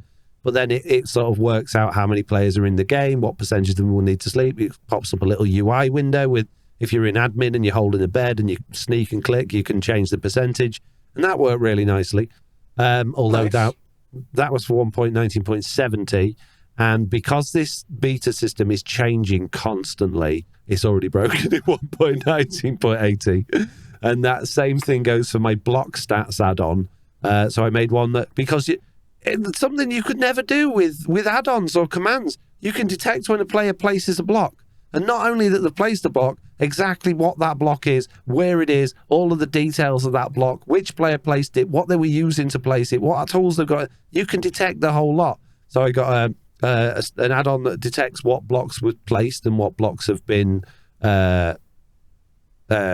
broken. Now, I could make that really complicated and do it per block type, and I could do it but I'm not going to do that because that would be ridiculous. But what I can do with that is then I can do how I can put the death counter into that without affecting the player thingy, so it's no longer conflicting back with anything else. And I could do how many entities you've killed with that and things like that. So I can make a full statistics thing. And the great thing is with the beta APIs is it's got a little UI system. So you can just pop it up on screen if someone, like you can detect somebody writing something in the chat. And then if it's a command that you want them to use, not a Minecraft command, but anything that you've written, you can say, well, we'll listen to it, but don't actually post it to the chat. So none of the other players have to see it. So you can, however, there is a problem because you can basically create totally custom commands doing that, but those commands can't then pop up a UI because the UIs can't pop up if you're already in a UI. So you can have that to change any settings or do anything in your game, creating totally custom commands. But if you want to pop up like a user interface that's got buttons or options or like scoreboard details and stuff on that, the only way you can do that is by interacting with something in the game. So it's generally speaking, clicking on something with a renamed item like we've had done for years, which is a bit of a shame because it'd be nice to be able to just type in chat like stats and then it just pop up on screen, but it won't let you do that, which is a bit of a shame. So I did the blog stats one, then I did offhand. So that got me thinking, if I can detect what the player's holding in this and what the player's holding in that, then I can do that. So I built this entire offhand thing that was really complicated that would allow you to basically, I built, and this is where ChatGPT came in, okay? So ChatGPT's been helping me a lot with this because it knows Java Edition a lot better than I do. So I was like, how am I going to detect? How am I going to do something to be able to actually put the item in the offhand? Because there's no control over mouse clicks or button presses or anything like that. You can only detect things going on in the game. And you can detect sneaking. So I went over to ChatGPT and I was like, okay, I am doing this thing in Minecraft. I'm writing these things. The game runs on 20 ticks per second. I can detect this. This is the function to do that. Write me a script that will detect player sneaking 3 times within a certain period of time. And it was, yeah, no problem. There you go. Thank you very much. Put that in. So I detect the player like triple sneaking, as I've called it, and that'll swap the item into their offhand. And then I made this really over-the-top convoluted system of detecting exactly what that item was, and if the player clicked on a block, it would then basically run a fill command to fill that block, and then use something else to another command to take one item off that. And then I had to work out like if it were grindstones are the bane of my existence because you had to do everything directional so it stuck to the blocks properly. And grindstones can have like 4 million directions that they can attach to stuff with. So that took hours and hours and hours, and then I released it. And then when I went to bed that night, I thought, I don't need to do any of that. I can just literally, when the player clicks to do something with their offhand, just very quickly swap it back to the main hand, get them to do it and swap it back again. And I don't have to worry about any of that block, what block they're holding, what placement. I don't have to worry about what game mode they're in and try and not make them lose their items when they're in creative or being able to place blocks in adventure mode. All I have to do is literally go, are they trying... I do have to do some checks to make sure that it shouldn't overwrite like vanilla functions, because you don't want somebody that's got a piece of bone meal and a sapling and they've got a piece of wood in their offhand and then place the wood instead of bone meal, the sapling. So it does do some checks, but then once it's done the checks, it just goes, just swap it quick, place it, then swap it back, job done. So that works really well. Again, it breaks in 1.20, so I'm going to make that all work for 1.20. Wow. But that's great. And then I made a sorting add-on, inventory management Slack. Huh? What? Right? You broke up right as you said the second one. Oh, really? Inventory management, a sorting add-on. So you go up to it doesn't work with any chest, but shulker box, chest, dispenser, hopper, dropper, barrel in the game. And you click on it with an item that's named sorter. And it can be anything. It could be one of your tools in your hotbar, so you don't need an extra item. So let's say you rename your axe to sorter. Click on the thing with that, and it pops up a little window, and it goes, right, do you want to refill your hotbar from items in the chest? Do you want to refill your inventory from items in the chest? Do you want to dump your entire inventory to the chest? Do you want to dump the entire chest to your inventory? Do you want to pick individual items that you've got in inventory and then dump all of those? Basically a toggle list. So you go, all my planks, all my logs, all of this, press submit, and vice versa. And that works really well as well. And I've done it so if you click on the ground with the sorter item as well, you can just sort your player inventory while you're on the move, or you can dump your inventory, or you can say, I've got, again, let's say you're going out and about and you've got a pocket full of grass and flowers and things like that. Rather than having to go through inventory and do control and Q on those, you bring up the list and they've got a toggle next to them. So all flowers, tick, all this, tick, tick, tick, and just click the ones you want, click submit, and it just chucks them all on the floor. That works really well. So I want that one on Truly Bedrock because that made my life a lot better. Click, burn it all. It throws it all out and lights it on fire instantly. You could throw it into fire because it throws it to wherever the player's looking. So it dumps it to wherever the player's looking. So if you're looking at fire or lava, it'll just dump it in the lava. But how many times have we said on Bedrock Edition, we want the ability, like on Java Edition, where we double click an item and it moves all of those items in the inventory? Yeah. It does it now. I did it. It's a bit different because you've got to go through a little bit of a UI thing, but it does it. So, yeah. And that'll break in 1.20 as well, probably. Oh, yeah, definitely. Some change to the code that they won't tell you about. Yep. Mm-hmm. Yeah, ChatGPT's been helping me write a lot of those things. It doesn't always get it right, but it often gets close. But like I told it how that all worked as well. I was like, can you write me a thing that will just transfer one inventory into another? It's like, yeah, there you go. Thank you. It made a lot of duplicates when its version of the code, it was duplicating a lot of items, so I had to go through and fix it, and then I ended up writing my own anyway for one of the things just because it couldn't quite get it right, but it's really good at some things. So there you go. Cool. That's my week in Minecraft, which takes us on to the wish list. Slack, have you got any wishes this week? No, not that I can think of off my head. Holy dude, that one's like 17 pages long. No. Yeah.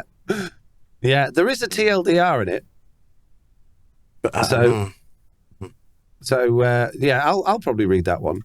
But yeah, there's a very, very, very, very. But it's from a new person. I don't want to ignore them. Just I'm going to open this one up in a separate window that you guys can see. in a notepad because Ooh. I want you to see what we consider a book, okay? So this isn't, in fact, it's not the first one, but I'm going to do it first. So there we go. Let me pop that. You haven't even got it all yet. Have I not? Oh, no, is that the... Hang on. No, there's more. There we go. There we go. That's what we consider a book. So, Jazer says... And you wonder why we struggle. Hey guys, how you both doing? Well, I'm not sure if this idea has been discussed yet, but I didn't see the good ideas bin, so I figured it was worth submitting. Here's my idea of the week. TLDR, craftable bottle of enchanting using an enchantment table with 1 lapis, 1 empty bottle, and 1 to 3 player levels to produce up to 3 bottles of enchanting. Craftable bottle of enchanting, detailed explanation. I know you're able to purchase these from villagers, Foxy's favourite mobs, but allowing them to be craftable would make bulk acquisition a lot easier for late game players. In my late game Minecraft single player world, my Minecraft character has 350 plus levels, thanks to the leftover XP from many sessions repairing broken tools at Foxy's Garden Farm, and 100,000 empty bottles due to many AFK sections at Foxy and Slack's Witch Farm. Aside from renaming absolutely everything in the game, lagging out of the world with bee farms, I'm struggling to find practical yet late game use for more than a few stacks of glass bottles and a couple of levels. What if I could convert these excess levels into bottles of enchanting? Have you oh my goodness. Have you recipes in mind? My favourite, use an enchantment table with a bottle in the top slot and lapis in the lower slot, and level 1 enchantment table returns 1 bottle of enchanting, level 2 returns 2 bottles, level 3 returns 3 bottles, armed with 1 stack of lapis, 1 stack of glass bottles, and 192 levels. A player could craft 192 bottles of enchanting, 3 stacks. I like this approach best since each bottle of enchanting would cost the player a full level without requiring too many adjustments to current game mechanics. It allows the player to acquire stacks at a time, which wouldn't be possible in a situation using an anvil or potion brewer, for example. Portable XP is a valuable item for late game players, but 1 levels, 2 glass bottles, and 3 lapis are generally useless items for late game players. Craftable bottles of enchanting would refresh the usefulness of levels, glass bottles, and lapis for late gamers, while also making bottles of enchanting much easier to acquire in bulk. Jazer was killed for writing his thing way too long, or as they put it, due to portal linking issues at his Guardian farm. Whew. No, I don't like it. No, I don't like it either. I really do. It's a bad idea. Like it. I think it's a great idea. Yeah, I don't see why not. I think that I don't see any reason why you shouldn't be able to save your levels in that way. We've got bottles of enchanting. They exist. They're really cheap to buy from villagers. I don't think it would. I've got nearly a double chest worth of them now in Truly Bedrock. It really wasn't all that too much effort to get them other than the cooldown time of the villagers. I really don't see the issue with it at all. I don't think it would break the game. I think it would make it better. And being able to sell XP, can you imagine a shop? Like, did you die shop here? Just come stand in this machine, press the button, and it like give you 30 levels. Why not? XP is experience. If you've earned the experience, why can't you store it? Why does it have to be? That's like life lessons. Sometimes you learn what to do and what not to do, yet you still do the thing you shouldn't do over and over and over again. But you can buy it. You shouldn't be able to buy it. Why can you buy experience? That's microtransactions. If you can buy it, why can't you? I'm sure we've already got like 17 different ways to deal with bottles of enchanting in the good idea bin. I don't think we've had one as specific and long and well crafted as this one. I like the system. I like the idea. And I think they're absolutely right. If he's got like however many levels he said he's got, then that 350 plus levels, what's he doing with it? If he dies, it's not a problem because you just go back to the Guardian farm and you'll have 1 million more. He's got 1 million bottles. Well, yeah, why not? If XP, at that stage of the game, XP is so easy to get hold of, why not allow players to store it? But why do you need to store it if it's so easy to get a hold of? Because it's convenient. And because you can. Why not? Yeah, I'm still torn on that one. I like that we have a system already in place in the game for that. I don't know. I don't know. I think it should absolutely be a thing. But if you're not in agreement, then it's not in the good ideas bin. I'm sorry, Jaser. You snooze, you lose. Fun, but it didn't win me. Okay. All right. Do you want to go with Dapper Snake? Dapper Snake says, I would love to see an adaptation of one of the features from the April Fool's update. The Beloons? Beloons, okay. There should be an entirely new type of lead and or function of leads to make the mobs drag around you. So if you attach one of these leads onto, say, a phantom, it will take you up in the air, and after it dives and goes back up into the sky. I have no idea if this is a good idea or not, but I would really like to be carried by a group of allays or such. What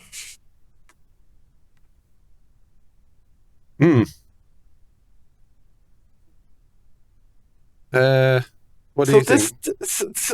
So this is a reverse lead. The mob pulls you. It would seem that way.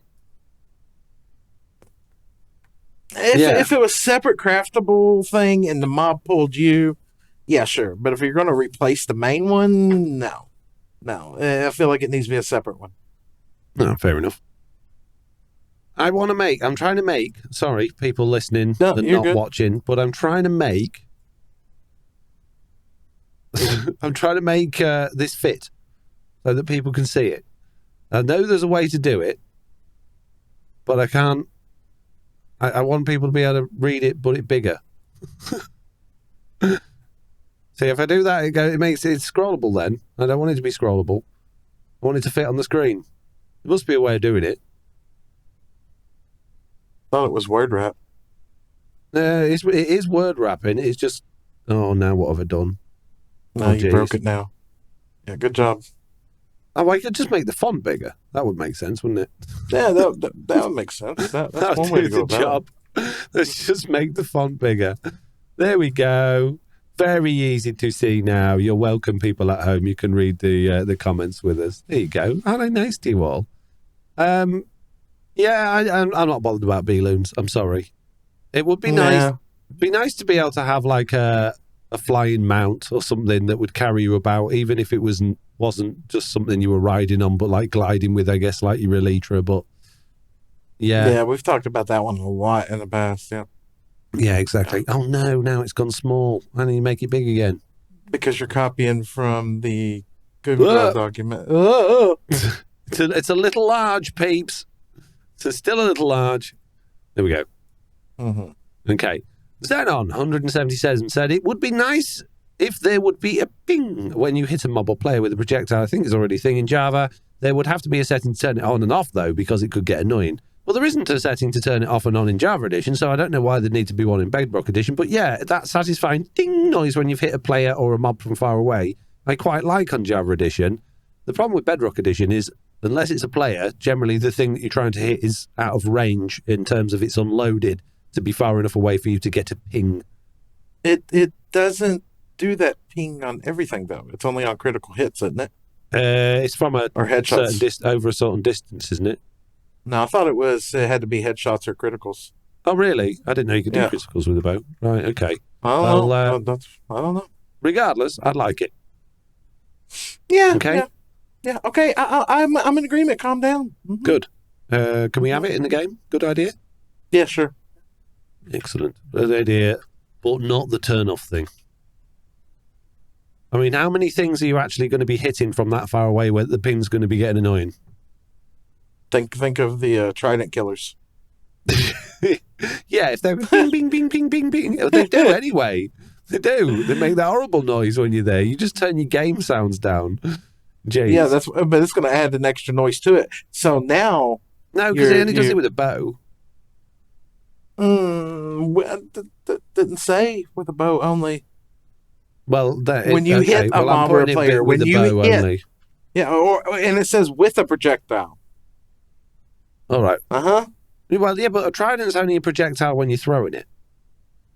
When it's on the ground, it's still a projectile. Right, with the bow then. No, you're right. It should be with a trident. No, I'm having it with a trident as well. Yeah, no, with a trident. Okay. I'll see what you've done.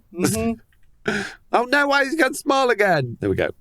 Unsure says 19. So 9. No, this is mine. Oh, okay, sorry. Yeah. I wish we could use mangrove roots as a fuel. I'm drowning in mangrove roots. I'm not, but I agree that anything that is technically burnable should burn. Yeah, the roots, yep. Yeah, good idea. Even if it's the equivalent to sticks. Yeah, even if it's like too far, because it would be like kindling, wouldn't it? It'd be a good way to start a fire, that stuff. But although technically it's wet, but it's still thin enough to dry out. Yeah, I agree. Okay. Right. Maribel Jade is back saying, I would like our view to be locked when in a minecart. That way, when you build a roller coaster, you can plan what direction the person's going to be looking and build accordingly. Or, Maribel Jade, you could let the person look at the things you built at their own free will as they're going around your minecart track. Or you could keep in mind that, hey, look this way to your left and stay that way, and you could build the scenery accordingly. Mm-hmm. No, I don't think you should lock people's view in when you're in a minecart. One of the best things about the most recent updates that you're so happy about is that you can lock people's view in and they can't turn.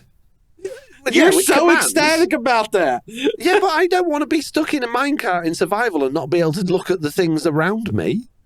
But literally, if that's what you're doing, if you're making a minecart track in one of your add-on maps, and you're like, I've got to ride this, and at this moment, you have to look this way. Yeah, but I wouldn't do that with that. It would be like for when the player's not supposed to be moving and you're doing a cutscene and you've got like a villager going and talking to another villager and doing something silly. It's not for, like, at the moment, you're right, because the way you do the cutscenes is you have to try and lock a player into facing a certain way so that so that they're looking at the thing going on, but they're not playing the game while that's going on. They're locked to the point so they can watch. Just like in any other game, the cutscene that's going on. In any other game, when you're watching a cutscene, you're locked, so you can't do anything. You just have to watch it play it out, and then you carry on playing. But what Jade's saying is, when you're in a minecart, you're just facing forward. Like when I go in a roller coaster ride, I can look around. I'm not just locked facing forward. True, but I mean, the person is kind of locked in one direction unless they move. You know, it's up to them. I don't know. It's a weird one. You just want to strap them into a car seat. It's what you want to do. That's just the mom side coming out there. Yeah, I get it. Yeah, it makes sense now. Yeah. I mean, I can see what you're saying. If you've built if you've built like a minecart track that, like, oh, you look this direction now, and there's something going on, and then you go around the corner, and then all the stuff you built's on that direction. If a player's facing the wrong way, they're going to miss it. But that's up to you as the designer of the experience to make sure that the thing you've designed naturally leads the players to look at what thing they're looking at. We're going into way much debate over this. This is from Jade. It's just a bad idea. It's just a bad idea. Yeah, just get rid of it. Jade. Yeah, bye. Yeah, trying to stand up for you there, Jade, but Slack said no. Yeah, right. Right. Oh, we got rotated outface with craftable red sand. Red sandstone is a chore to get in quantity because it has to be made from red sand, which only generates 1 block deep and only in small areas of the Badland. So let's make red sand craftable, either with sand and red dye, finally a use for the iron farm poppies, or sand and redstone, or if we want it to be real world accurate, sand and iron. Yeah, I'm up for that. I don't see why that should be rare. Why? Sand's not rare. But we can't dye sand other colors. I mean, if you want to dye powder. Well, then instead of using red sand, use red concrete. But they're not the same. But they're talking about red sandstone. But if you can dye gravel mixed with sand any color you want, why can't you dye sand red if red sand already exists in the game? Well, 42. I don't make the rules.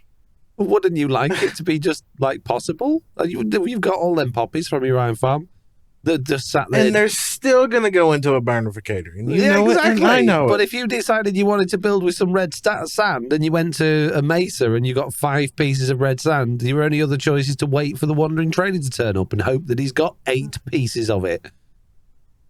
I can't think of anything I've ever built with red sand. Because it's rare, because you don't bother. But if it was abundant, you might throw it into a few more things. Think of all the red sandstone variants. What am I going to use them with? I don't know. It's not. See, now I feel like it's a challenge to incorporate red sand stuff into my nether builds. Well, there you go. We probably would go with that. Red and orange. Well, can I have orange sand too?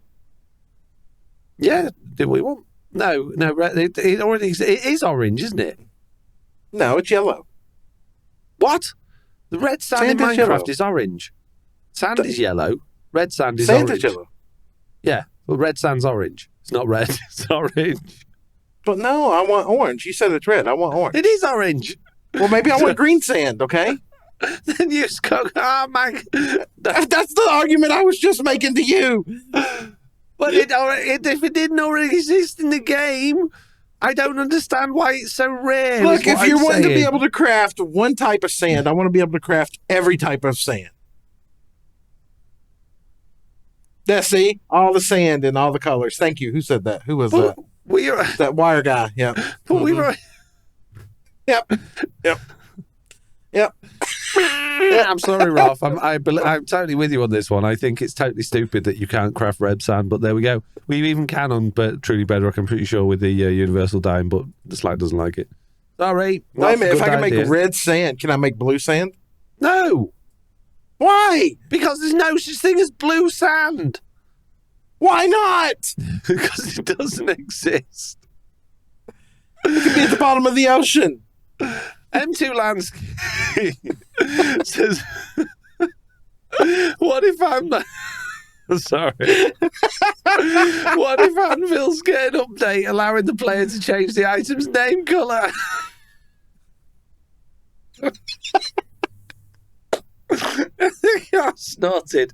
I think it would be awesome. Me too, M2 Landscape. Yeah, it's a good idea. I'm going to put in the good ideas. People are agreeing with me in chat. I'm sorry, Lansky. Look. Balrog, black sand exists. Yeah, green sand exists. See? Mm-hmm. Look, are we having the ability to change the item's name colour on an anvil in the good ideas bin or not, Slack? It's already there. Oh, is it? Yes. Oh, what? Are you kidding me? There's a way to do it.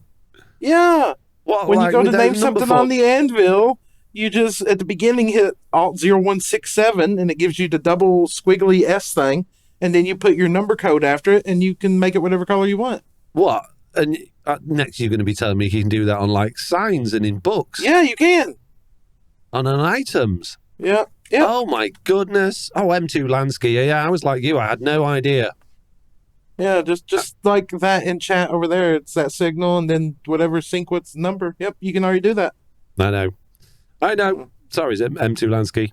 I was trying not to be mean and laugh at you for not knowing, but no, it's easier to do on controller and stuff. Yep. Okay, the last piece of feedback is from Zenman Slack.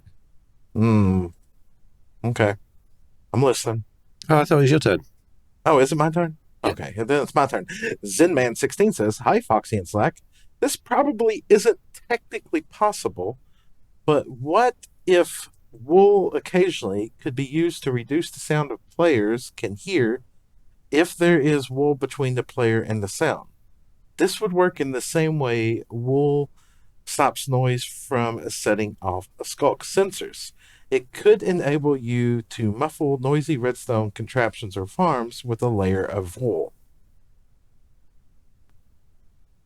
Okay, so wool occlusion that doesn't just stop vibrations, it actually reduces the sound.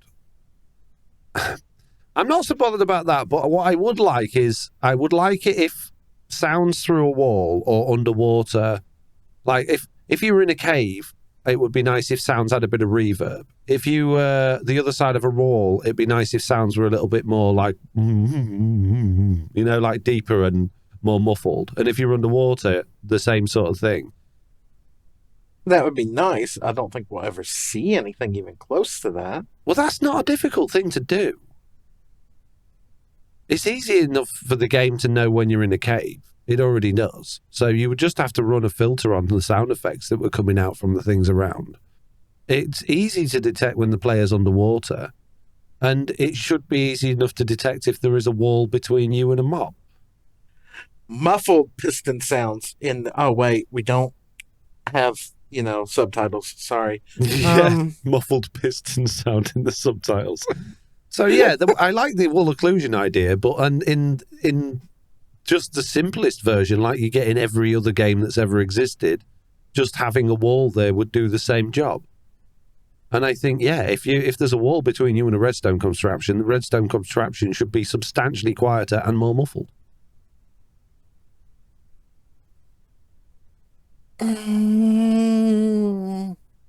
Yeah, okay. Yeah, it is a good idea. You can't deny it's a good idea. Whether or not it's worth putting into the game, that's subjective, but it's... Yeah, we never said that these would be put in the game. We just said whether they're good ideas or not. Yeah, exactly. So there you go. That is all of the wish list ideas from this week. Although, hang on a minute. Is the one that's popped up in the wish list thing on chat? Yes, there is. A person called Jen Fire has asked for a couple of wish things. I don't know if you're aware of them. Must be a new listener, potentially. Hang on. This one is... Oh, with all the spelling in the world, Jen Fire. Or should I say grammar? Oh, hang on. Grammar. Very small. Jen says, ability to flip things 45 or 90 degrees. Example, dripstone. I love making organic creatures. They make great teeth, but I could only have them vertical, which kind of limits the poses I can put the head in. I find it annoying that we can rotate something in an item frame, but not on the block face. But that's not how stalactites and stalagmites work, Jen. They don't stick out horizontally, sadly. But you want an upside-down torch.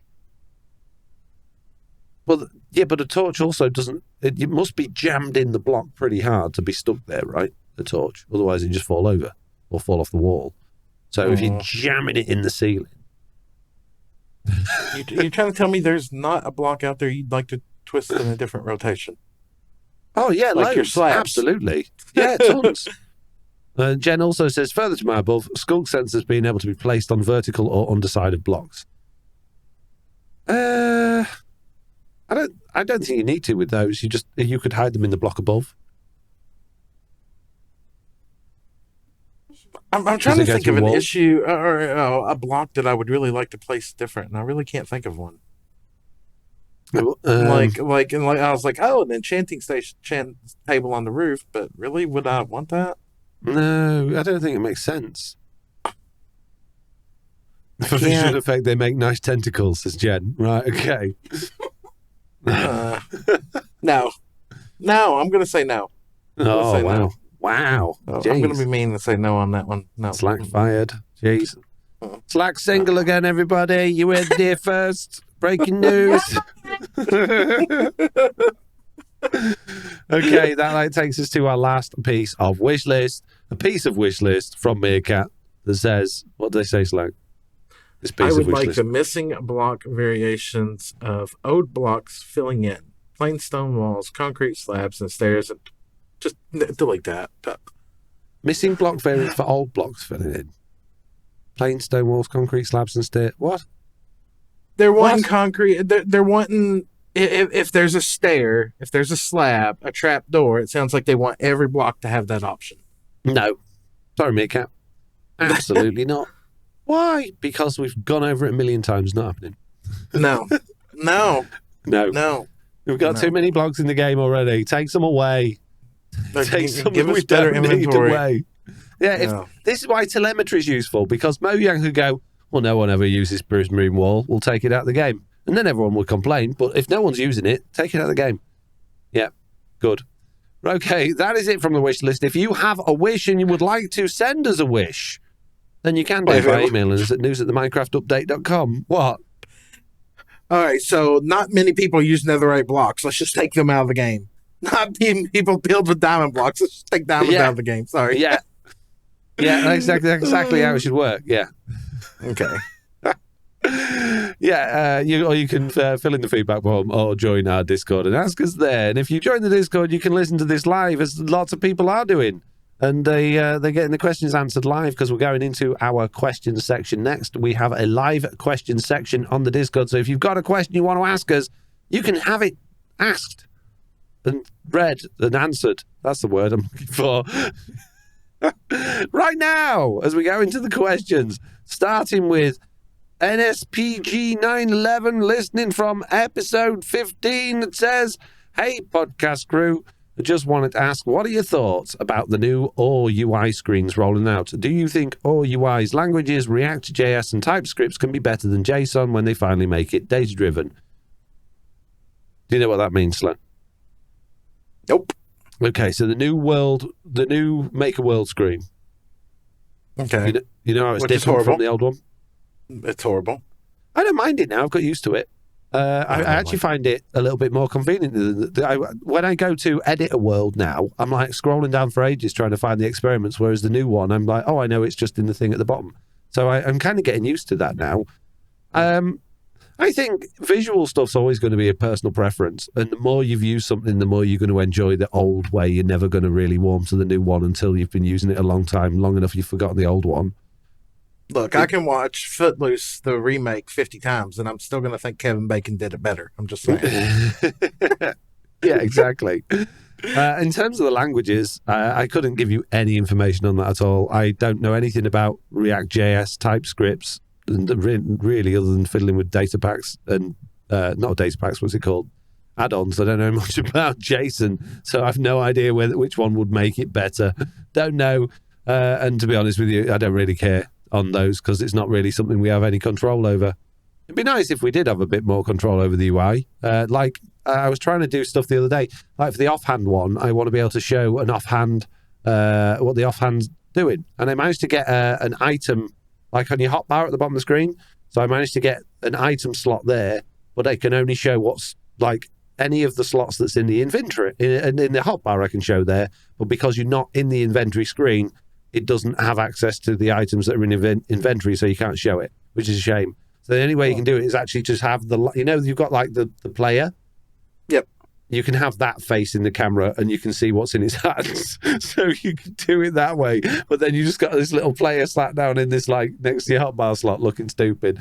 So that would be nice. And it'd be nice to be able to add more buttons and stuff into the UI, like a sort button and things like that. But I don't think Mojang will allow us to do that, even if they are data driven. So yeah, unlikely, but I would like that. In terms of the programming language, I don't care. Whatever is written in, I'll figure it out. Yeah. Okay.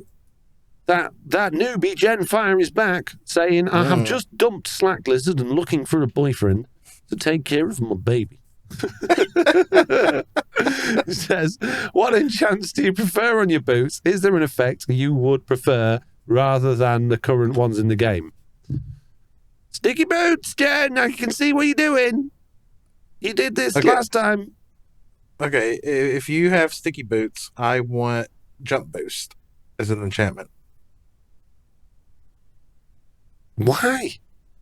Could you imagine jump boost coupled together with Frostwalker and just jumping across oceans? No. It'd be fun. It'd be fun. I tell you what would be good. I wouldn't mind, like, if you could get, I know it's a potion, but swiftness on your boots would be nice. Just to be able to just be faster. Oh my God. Now I want one that when you're on ice or snow, it makes you slick, so you slide. No. Oh, no. That'd be, no. I want it to look like my Minecraft character is trying to run on ice. They can't move. Oh dear. Genuinely, I don't know. I think I would like one that just made you just genuinely a bit quicker. I think I played the game long enough now that because I just fly everywhere, I bang my head on the stuff all the time. If I just was just a little bit quicker, I probably wouldn't need to fly quite as much. I do find the player speed slow. Double time. And I can't be bothered to put beacons everywhere because the wither's hard to kill. Right. Squirrelicious is next, like. What do y'all think of the new music from 1.20? Haven't heard it. Yeah, I think it's very musical. I don't know. Haven't heard it. Yeah. Don't know. Sorry, Squirrelicious. Maybe next time. Okay, me is John is next. Oh no, I've done it wrong. Hang on. Saying, during the walk up to 1.19, you guys seem like you had enough of the endless streams of tweaks to the Deep Dark, Ancient Cities and the Warden. Do you think Mojang did a better job this time in announcing and rolling out the changes coming in 1.19.20, 1.20? Are you more or less excited for 120 than you were for 1.19? I think they've done a way better job this time. Much, much better. I still think they played Minecon completely wrong. Yep. I think they should have cancelled it rather than it just being a Hermitcraft / Minecraft Legends showcase with Hatman. I think they could have done better with that. It was incredibly disappointing. But the release schedule of information coming out since then has been spot on, because I am not fed up with any of the features, and it's not like they've been going on about tweaks to the camel for a year. The problem with the Deep Dark and the Ward and the Ancient Cities was that it went on for multiple years since we first heard about it to when it got implemented. So we were like, oh, we're excited, oh, we're disappointed. Oh, we're excited, oh, we're disappointed. And then when it got closer and closer, and they wouldn't shut up about it for months. We're changing this and we're adding that, and then there's this and then there's that. And by the time it came, you were already fed up of it. Whereas this, they've been very good at talking about one thing and then moving on to something else and talking about that and then moving on. And they don't talk about the other things since then, which is great. What do you think, Slack? I feel like some of the things that they pre-hyped for 1.20, we actually got early. And I don't know, that just bothered me. It feels like Minecon, the event, is supposed to, show you stuff that's going to be in the next big update. And what did we see? Camels? That was it? That was all we got from the video. Shells, hanging signs, and there was one other thing. But was that actually mentioned at Minecon at that point? Yeah. The changes to bamboo and stuff like that. The skins, wasn't it? There was the skins. Things. Yeah, it feels like I don't know. I'd say they did better this time, but I don't know. It feels like a lot of things that were going to be in 1.20 just feel like they got here sooner. Or maybe that's just the fact that we look at the updates so often. We get a beta this week, and then, .18 or .81, whatever, dropping in. We're like, hey, yeah, we've already seen all this because we talked about it for weeks on end already. Yeah, I guess so. With the Deep Dark, I wasn't remotely interested in going and finding out what was going on in there. There was no... I'm still not. No. Really? When that update finally dropped, it wasn't something I immediately rushed off to do. And I didn't feel as a content creator that I needed to. Normally when an update drops, you're like, oh, I need to pump videos up about this because it's important. But I already felt like everybody had talked it to death and it wasn't really going to do much. So I went at my own pace. And I have been there a few times and I've done a few things. And some of it was quite enjoyable. The only time I've been there is when we did episode 0. Yeah. So. Yeah. And then... But for this 1.20, as much as I moan about the price of the armor trims and the fact that I don't really care about cosmetics, I am actually quite looking forward to going out and finding some suspicious sand. I'm quite looking forward to going out and seeing a camel. I'm looking forward to placing some hanging signs. So I wouldn't say I'm particularly excited about 1.20, but I'm certainly a lot more looking forward to it than I was for 1.19. So yeah, I think I'm just thoroughly expecting to be annoyed and disappointed by how many pieces of suspicious sand and gravel I have to go through before I get a pottery shard, because the loot table on them seems like it's got way more stuff in than it needs to. But yeah, no, I'm looking forward to hatching my first sniffer and getting my first pitcher plant and my torch flower, seeing my first cherry blossom biome. Are the odds about as bad as getting an enchanted book from fishing? I don't think it's quite that bad. At least I hope not. Yeah. Okay, it's you again, isn't it? Wait a minute. Rizal. Is this Rizal again? Hey, Block Update crew. I hope you are well. My question is short and sweet. If you could give a silverfish a mob drop, what would it be? They are such a wasted mob, and the fact that they have spawners at the stronghold and that could potentially be turned into a farm intrigues me. I'm excited to hear your thoughts. Many thanks as always for the great listen. I don't know. Silverfish is such a funny one, isn't it? I mean, they're one of the most interesting mobs in the game. They do something that no other mobs do. They can be incredibly annoying and frustrating when they all gang up on you and they all go inside the blocks and then they all start breaking. They can be from something that's totally nothing you have to worry about to all of a sudden there's an army of them and your life is literally on the line. I think they're a really interesting mob. I have a dumb idea, but I wouldn't even know how to explain it. Go on. Well, they spawn and silverfish obviously eat and destroy stone, right? Yeah. What if whatever block they ate and destroyed it dropped? I guess no, that's not what I'm looking for. Whatever type of mob or block it spawned on would be the type of block that they could drop when they died. Right. Okay. So what would be the advantage? Would that block be like a little bit like we talked about the other day with those like rotten old planks that break when you walk on them, or would it just be like cracked stone brick or cracked stone or? Yeah, or something like that. Or if they spawned on sand and they died there, they would drop sand, or I don't know.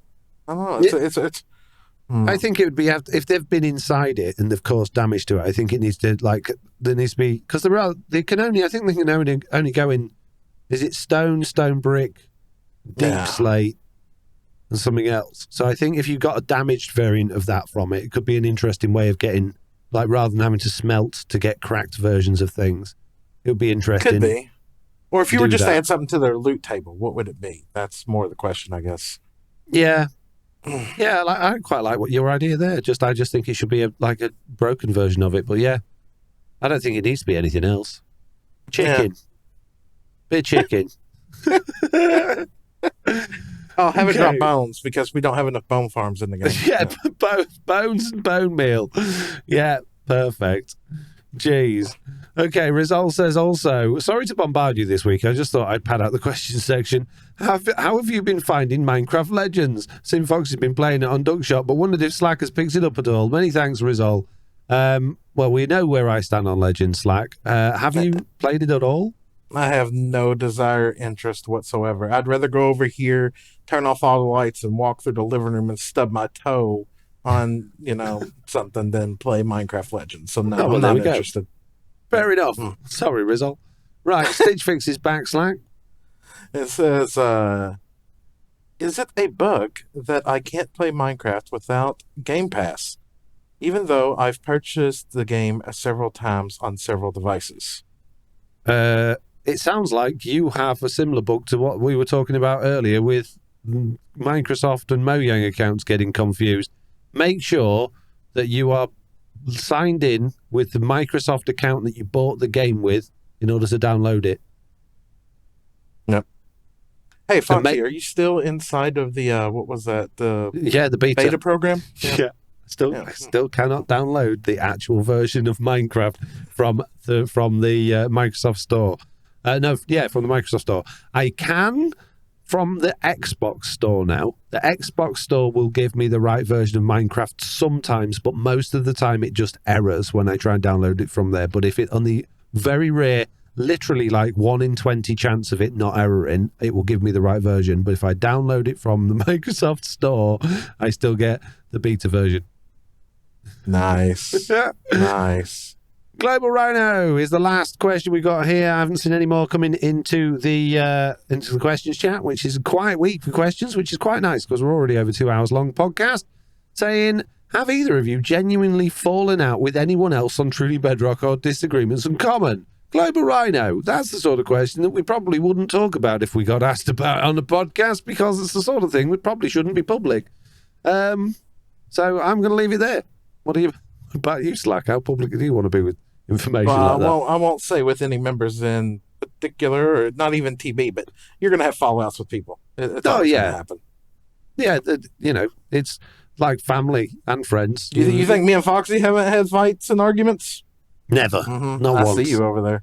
I don't see remember. you. Mm-hmm, mm-hmm. Yeah, I don't remember something. ever having an argument with you, Slack. Can't remember. Okay, yeah. Everything's always been perfectly peachy, hasn't it? Yeah. Okay, right. Thank you very much for all of your questions. If you would like to ask a question for next week's show, then you can do by emailing us at news@theminecraftupdate.com, filling out the feedback form on the website, or joining the Discord. I'd like to remind you all, if you enjoyed this show and you managed to listen all the way to this point, then you probably did enjoy it. So you might as well have a look at the patreon.com/the Minecraft Update website and just have a look. You don't have to press any buttons. You don't have to pledge, but you could just check it out and think, maybe I really like this. I'm going to support these guys just for a week, 2 weeks, a week, like the rest of your life, whatever. We don't mind the duration or the amount. You can just check it out. Be nice. Yeah, definitely check it out. Yep. Mm-hmm. Slack, what have you been up to this week? Or what are you going to be up to this week? Baby watch. Baby watch, yep. Baby watch, yep. And occasional Minecraft somewhere in between. Okay.